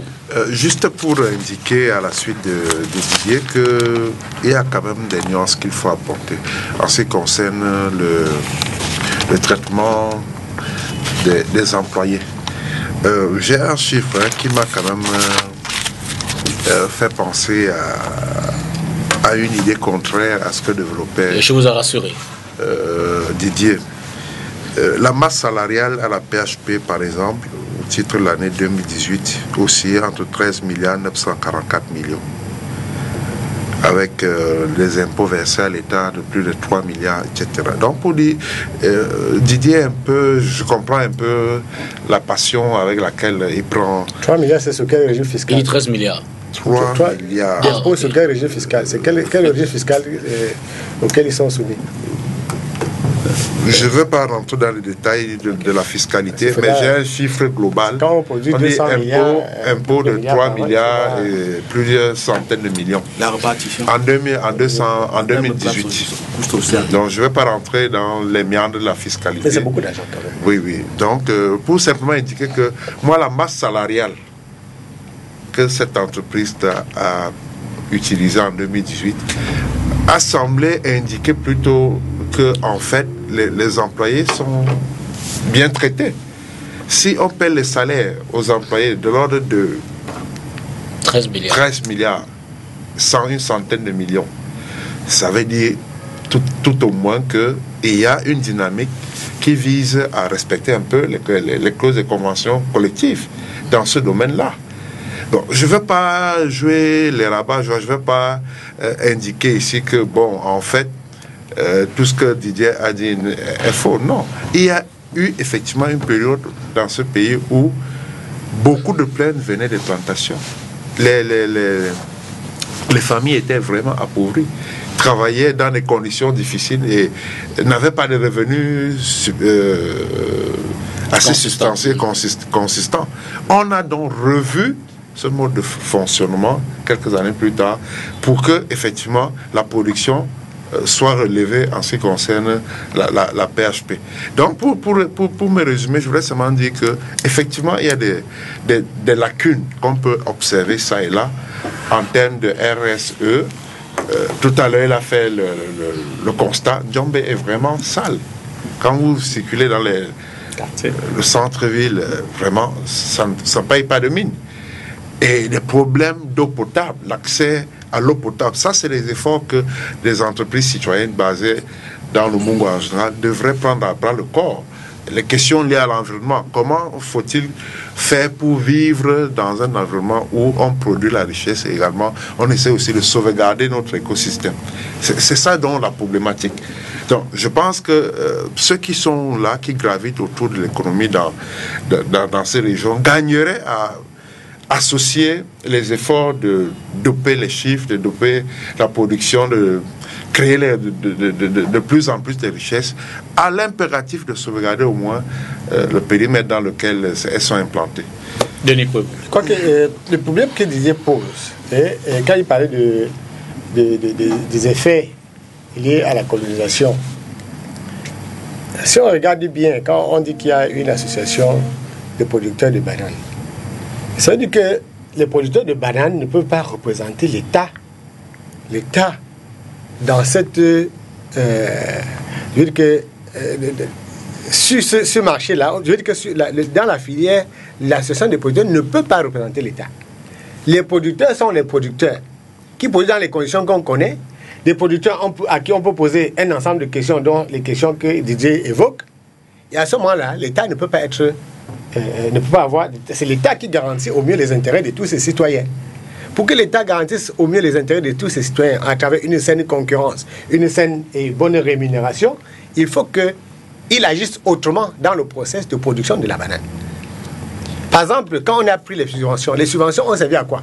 Les subventions ont servi seulement à aider, on dit aider. Vous n'aidez pas les multinationales à produire.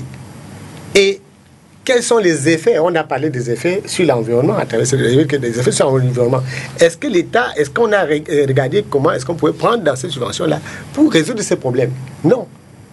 Tout ce qu'on a fait, c'est qu'on a réparti très inégalement le sou au profit, en réalité, d'un opérateur qui dit, OK, moi, je me porte mieux. Se porter mieux, c'est trop camerounais par rapport aux objectifs que le gouvernement s'est fixés.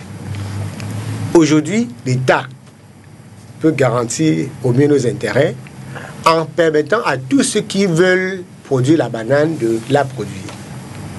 En permettant que le goulot qui est entretenu par un seul producteur soit suspendu.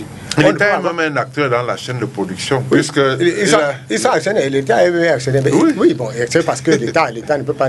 C'est un secteur, on n'a pas dit, c'est un secteur qui a un segment social fort. Quand vous avez employé 13 000 personnes et avoir des effets induits sur plus de 100 autres mille, avoir des plantations dans un environnement social qu'on connaît, l'État ne peut pas ne pas être là-bas. L'État n'est pas nécessairement dans la banane pour faire du bénéfice, mais c'est que l'État doit avoir un droit de regard. Et c'est parce que l'État y est que les problèmes que tout à l'heure doivent être résolus. À cause de cette présence-là doit justement profiter, doit aider à ce que les règles de production soient observées de bout en bout. Donc, tout à l'heure, je crois que notre copanéliste a proposé de ne pas rester défaitiste, de ne pas penser, de ne pas faire comme si notre banane... Oui, non, il y a un péril à la demeure parce qu'il n'y a pas une saine concurrence.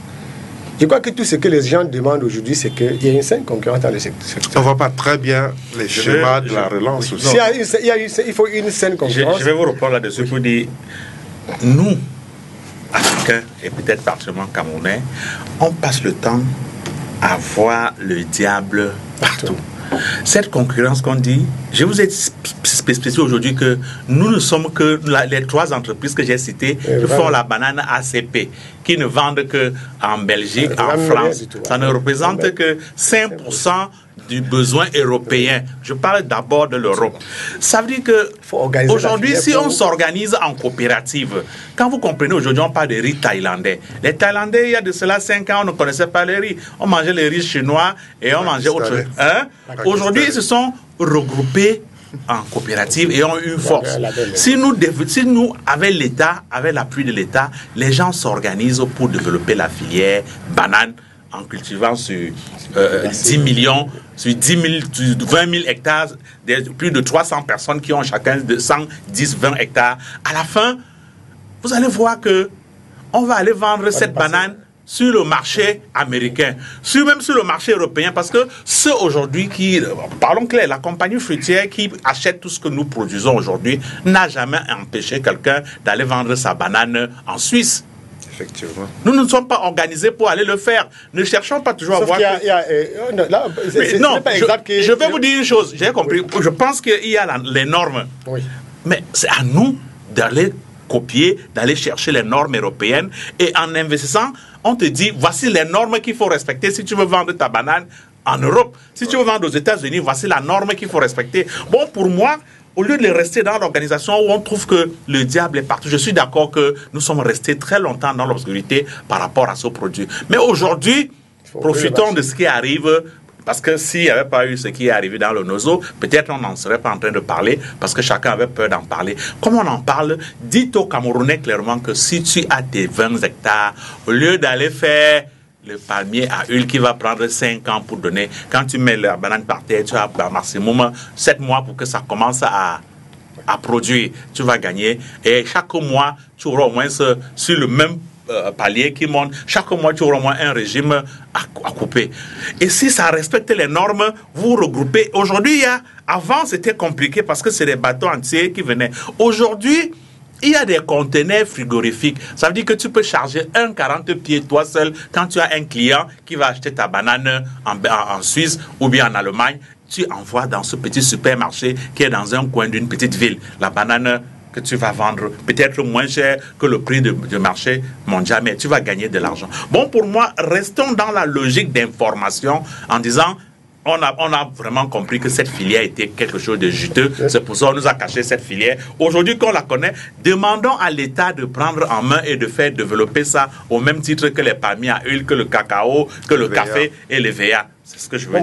Moi, je dis que vous m'avez presque cette lancée. Je dis il faut, quand l'État... il n'est pas tant besoin de donner, d'offrir en termes de financement, mais c'est de créer le cadre pour que le maximum d'opérateurs puissent opérer. Qui est seule concurrence. En mettant en place des espèces. Des incitations, puisque après nous, l'État attend les impôts, l'État attend que quand on a tout à l'heure parlé de SN qui avait 4500 employés.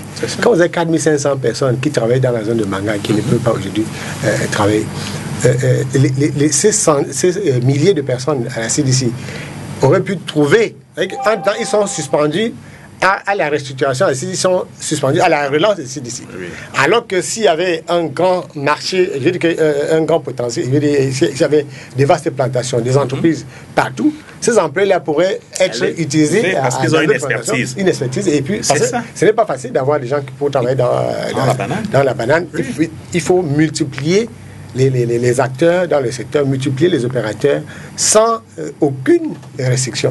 Ça, aujourd'hui, il ne faut pas qu'on s'enferme dans les cadres administratifs, subventions, parce qu'en réalité, ça empêche que nous, on voit gros. Quand on regarde le potentiel là, c'est énorme et il est question aujourd'hui de permettre à tous ceux qui veulent cultiver la banane de la cultiver. C'est ça. Non, mais l'interprofession devrait vraiment prendre conscience. Il faut qu'elle soit réorganisée. Oui.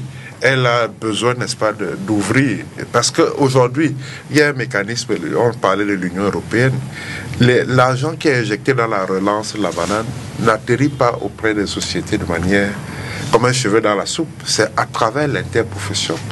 La preuve, le terminal mix fruitier de Douala, ici au port... Qui est un flop. Parce que, en réalité, la vérité, c'est qu'en fait, on n'a pas de prise pour brancher les appareils réfrigérateurs pour conserver la banane qui sort par exemple de Njombe. L'Union européenne a donc débloqué un certain nombre de ressources financières pour la subvention sur les 48 millions, il y avait il y a un projet de rénovation de ce terminal qui est un problème parce que... Et quand on développe des plantations sur Kribi, à quoi va servir le copanéliste? C'est un flop, puisqu'il si vous avez fait le quai fruitier à Douala, maintenant on est en train de développer des milliers d'hectares du côté de Kribi, du coup, ce quai fruitier là, il sert à rien. L'engorgement des eaux du Vouri.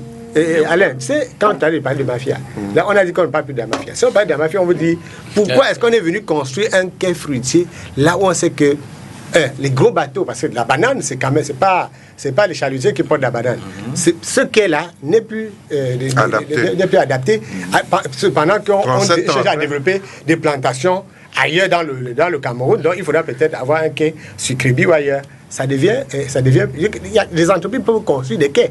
Il ne faut pas concentrer des efforts. Nous sommes dans la même dynamique de raisonnement pour dire que autant on a besoin d'avoir plusieurs plantations, autant on a besoin de densifier les acteurs, autant également au niveau du transport de l'exportation, il faut qu'on réorganise également. Le transport, qui transporte la logistique et le transport, ça joue bien dans cette filière-là. C'est le même opérateur dont j'ai parlé qui transporte cette banane. Il faut casser tout ça. Chacun peut transporter. Chacun devrait pouvoir transporter sa banane. La tutelle, c'est le terminal assuré par la compagnie. Moi, j'ai un problème. Il ne faut pas qu'on reste un peu naïf, c'est-à-dire qu'on fasse comme si avant nous, il y a des gens qui n'ont pas travaillé sur les questions de bananes.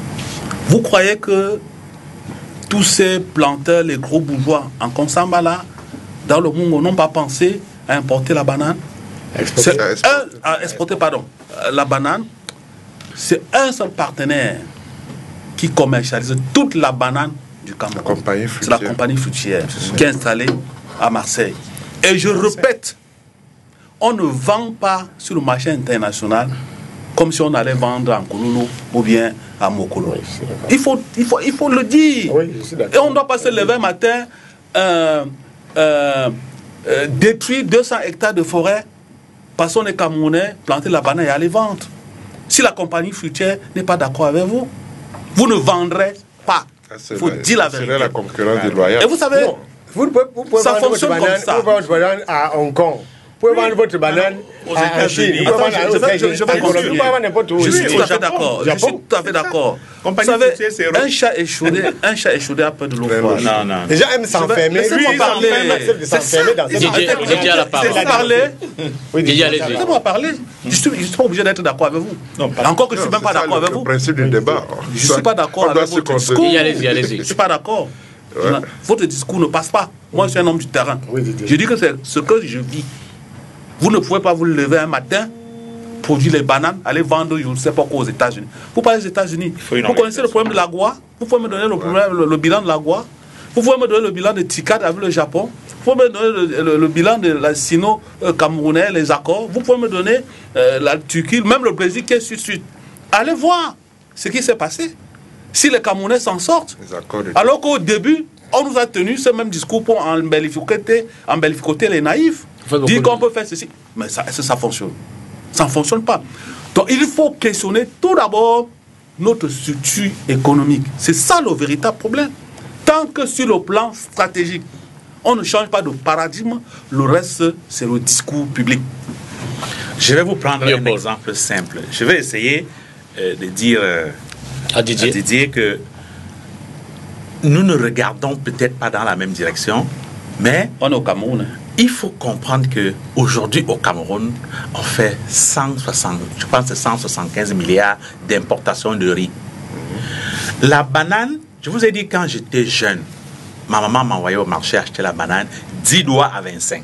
C'était quelque chose de consommé par toutes les familles et vraiment c'était le riz venait en second derrière la banane. Aujourd'hui, c'est le riz qui a traversé la banane. Ça veut dire que si on s'organise à cultiver la banane et à vendre comme on vendait avant, 5 doigts, 10 doigts, machin, à 50 francs, au lieu de vendre 4 doigts à 100 francs, je vous dis, celui qui cultive la banane va trouver son compte. Ne regardons pas seulement qu'il faut envoyer la banane de l'autre côté. Mais j'ai dit, c'est une filière. Nous ne consommons pas le café ici. Nous ne consommons pas le cacao. Nous ne consommons pas le bois. Ça, c'est des choses qu'on devait mettre de côté et chercher d'abord ce qui nous permet de bien vivre au quotidien. Cultiver cette banane pour nous. Oui, je dis le marché national, sous-régional.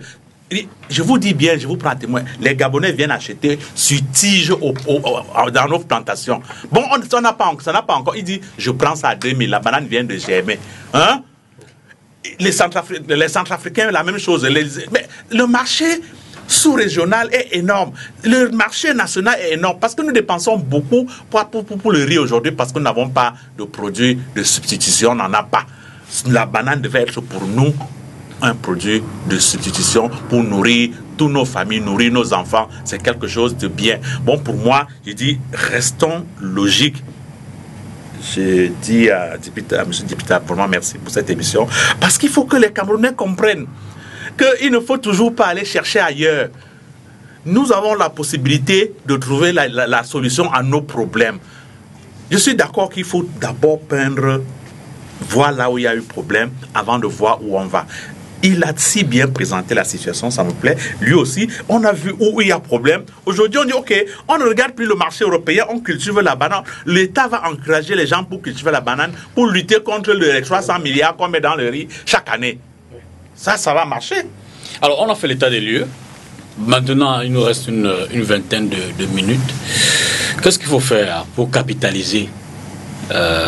Déjà, peut-être ouvrir le marché à d'autres opérateurs pour qu'évidemment la saine concurrence développe la qualité du produit, enrichit le marché, évidemment la consommation également en profite. Ça c'est un pan. Mais je dis que pour véritablement capitaliser tous les ressorts de ce secteur-là, qu'est-ce qu'il faut faire aujourd'hui, Denis? Je dis que dans un pays où les signatures peuvent prendre du temps, dont les unités se comptent en mois, on ne peut pas facilement s'en sortir. Le temps pour vous, on n'a pas étalé d'à peu près 7-8 mois pour produire la banane. Si l'État du Cameroun pouvait ne pas utiliser la signature comme il l'utilise, si moi je décide de créer, si j'ai des partenaires allemands qui veulent créer une bananerie avec moi, ça peut me prendre 5 ans. Et chaque année, en termes de procédure, chaque année, les gens disent okay, on veut atteindre 400 000 tonnes par an. Vous allez atteindre 400 000 tonnes par an à partir de quelle année? Ça devrait pouvoir. Ça dit que s'il y a eu à l'époque, je crois qu'il y avait tout un office. Action-réaction. Il y avait tout un office qui s'occupait de la filière banane. Donc, s'il y avait un office de la banane, gérer là-bas, payer ce qu'il faut payer pour aller débuter, créer une plantation quelque part, et au bout de 12 mois, je contribue déjà à améliorer la production nationale telle que selon le cap qui est fixé par l'État. Ce n'est pas le cas aujourd'hui. Donc il faut enlever toutes les barrières bureaucratiques à l'entrepreneuriat agricole aujourd'hui. Ça, c'est une chose importante.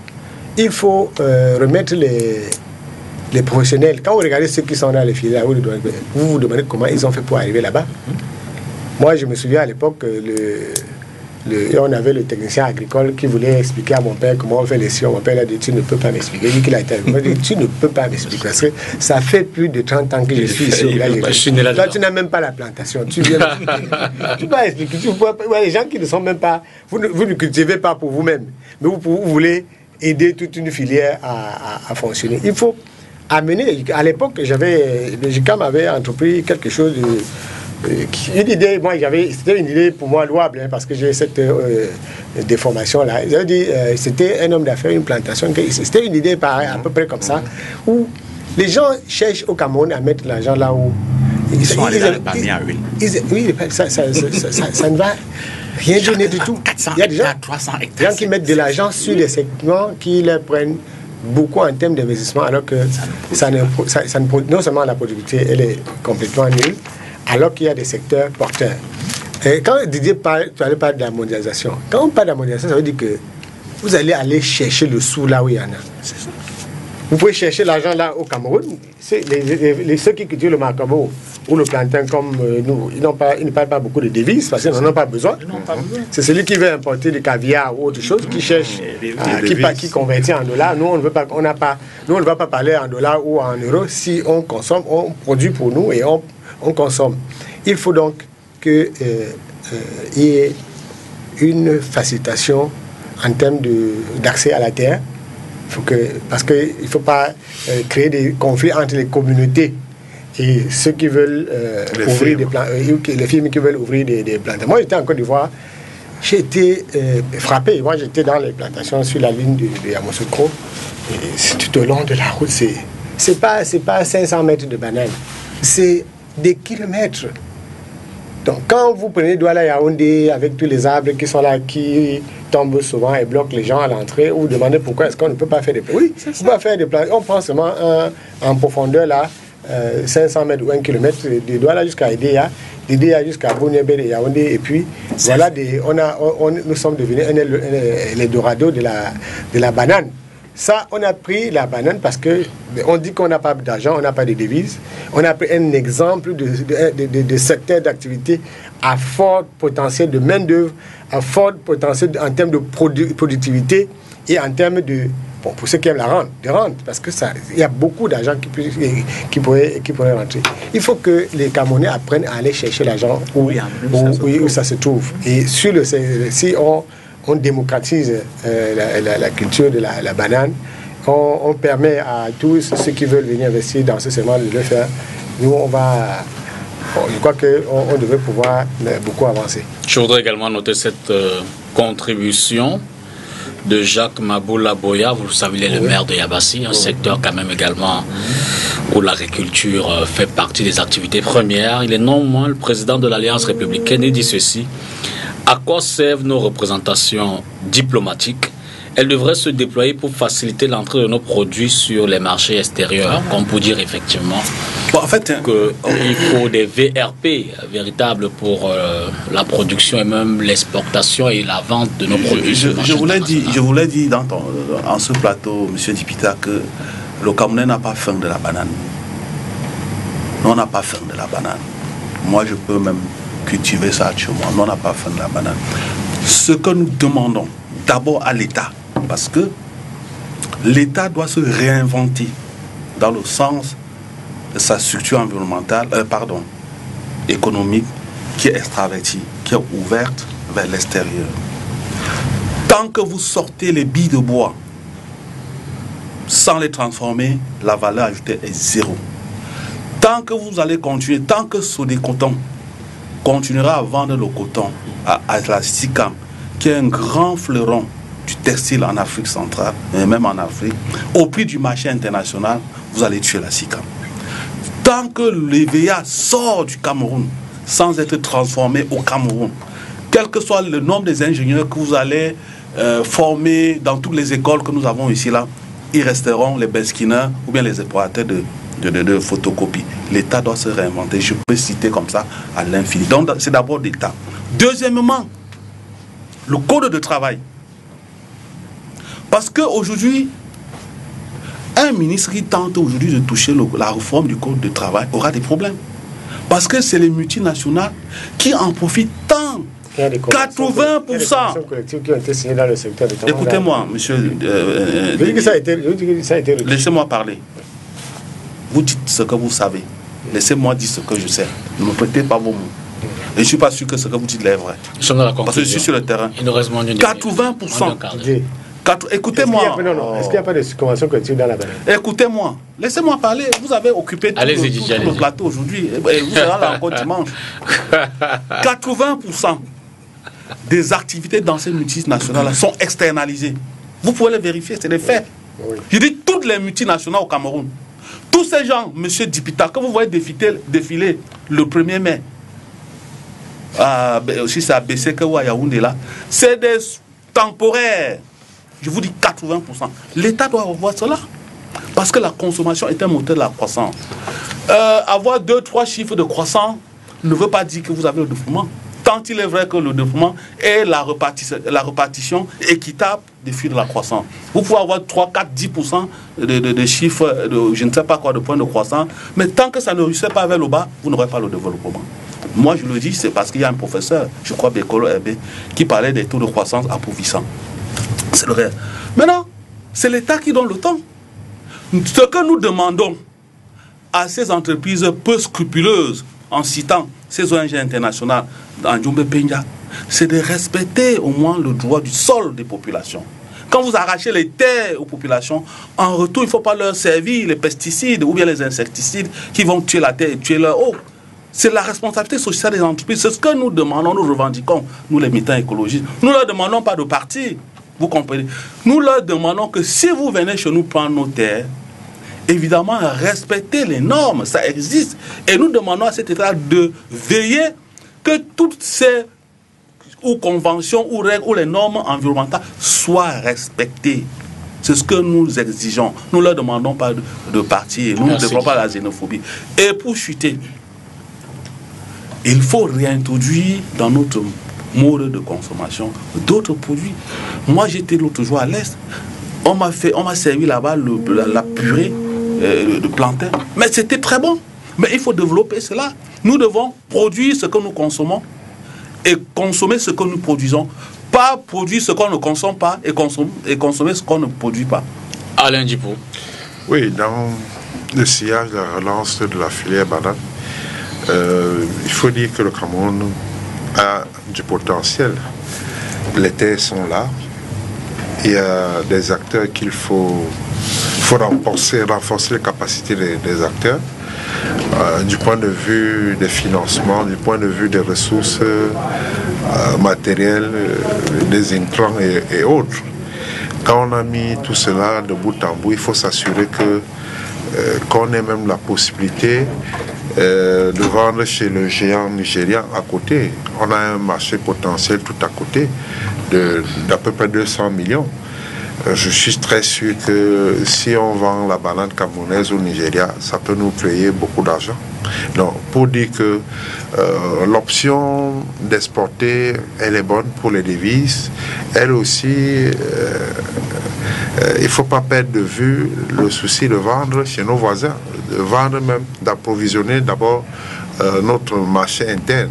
C'est-à-dire les Camerounais qui ont soif de la banane douce, qui veulent avoir de la banane sur leur table sont nombreux. Aujourd'hui, le constat est effarant. 4 doigts de banane à 200 francs, c'est pas donné. Ça devient comme un luxe, alors que c'était une denrée qui pilulait dans nos marchés, dans nos maisons.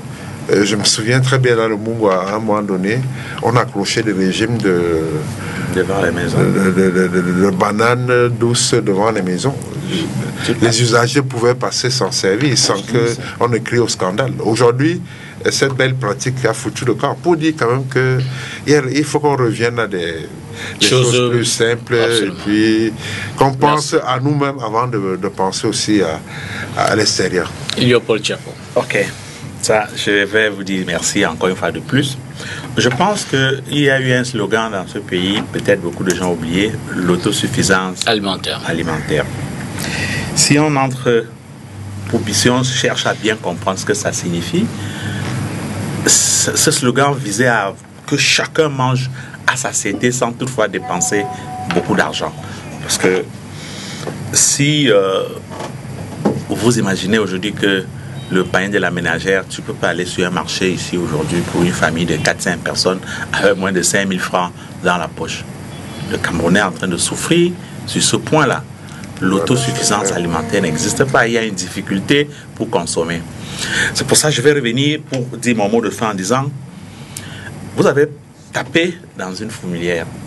Mais il faut qu'on essaye. Nous ne sommes pas ceux qui vont organiser, mais aujourd'hui on donne notre avis. Et on pense que des gens nous regardent et qui peuvent prendre ça au sérieux, ces avis-là.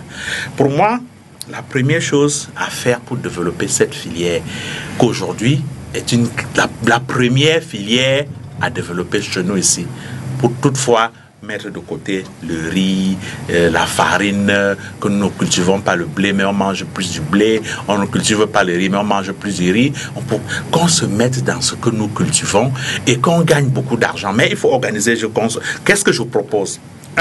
Qu'on organise l'accès à la terre. Denis a dit tout à l'heure, quand il quitte pour Yaoundé, ça fait 200 km. Je ne pense pas qu'il y a 10 km de cultiver sur ces 200 km. Ça veut dire qu'on a de la terre. Il faut seulement qu'on organise bien pour que ceux qui peuvent cultiver, on leur donne de la terre. Deuxième chose, il faut que la tracasserie policière, ça c'est le premier problème pour ce produit-là. Quand vous voyez quelqu'un qui a coupé la banane dans sa plantation, au niveau de, je prends un exemple banal, au niveau de Banjoun, pour que ça arrive sur le marché de Douala, cette banane mûrit en route, pas parce que le camion ne marche pas bien, parce qu'il faut que chaque 10 km le camion s'arrête pour aller voir. Le camion va faire 7 heures ou 8 heures de temps pour arriver à Douala alors qu'elle pouvait faire 3 heures. Autre chose, il y a l'accompagnement par les plans. L'État doit, si on veut encourager, faire autant de plans et dire aux gens que celui qui veut cultiver la banane vient chercher les meilleurs plan qui va te donner plus de produits. La dernière chose, c'est l'organisation de la filière. L'État doit s'y mettre, comme elle est en train de faire ailleurs, pour mettre plus d'argent pour l'organisation de cette filière, pour que la banane devienne le produit le plus consommé sur le plan alimentaire. Je vous remercie. Je voudrais également dire bonsoir au professeur Missé qui nous apporte sa contribution. Il est enseignant des universités. Sur la banane, il faudrait une autre émission, d'ailleurs, il nous la recommande, au moins pour la filière banane. Depuis la liquidation des unions bananières au dépeçage de l'OCB, je crois que c'est l'Office camerounais de banane qui existait, Kouébou a raison, on peut y laisser sa tête. Merci à vous, professeurs. Merci également à vous, chers panélistes, qui étaient là ce soir. Beaucoup de gens le suggèrent. On en a fait une ce soir. On en fera peut-être d'autres si l'actualité et même l'évolution de tout ce qu'on a fait ce soir l'exige, nécessite. Je pense qu'on a également discuté avec, par personne interposée, l'honorable Onankono, qui est le secrétaire général de la SOBACAM. Secrétaire exécutif. Secrétaire exécutif, pardon. Qui d'ailleurs est à Yaoundé en ce moment pour des engagements autour de la banane. Il nous a dit dans 2 semaines, il serait prêt à contribuer, pouvoir participer à une émission comme celle-là. Ça serait bien. On espère. Bien avec lui, non, dès qu'il est disponible, dans tous les cas, tous les acteurs qui seront disponibles, on fera d'autres et certainement émissions autour de la banane. Et on vous remercie grandement d'avoir suivi celle-ci. On espère qu'elle a du moins sensibilisé les acteurs en premier et surtout encourager ceux qui peuvent à s'y mettre pour sortir la CDC et tous les autres acteurs de cette difficulté de laquelle nous sommes évidemment lancés. on veut contribuer ici à STV à permettre au Cameroun à retrouver sa place de leader dans la banane, mais également dans d'autres produits. Vous avez parlé, vous avez dit qu'on ne produit pas le riz. Je crois que Bernard Dionga a certainement sursauté parce qu'on voit toute la bataille. Mais c'est pas la porte de chacun. Le riz, il faut les rizières, il faut... On voit toute la bataille qui mène dans ce secteur. Oui. Et je pense qu'on peut multiplier des émissions comme ça dans les différents secteurs. Je vous remercie ce soir d'avoir regardé celle-là. On espère que vous édifiez. Bonsoir. Jeudi, Orient Donkin sera avec Anne Fégon-Noah, qui, comme vous le savez, est le porte-parole du PCRN de Cabral-Libye. Et puis dimanche, retrouvez dès 12h Léla Rengazo également dans le débriefing de l'actualité de la semaine. Je serai soir avec Denis Nkobo, s'il est là ce week-end, je ne sais pas. Il serait au village des engagés. Voilà. Bonsoir et à mardi prochain pour une autre édition de Cartes sur table.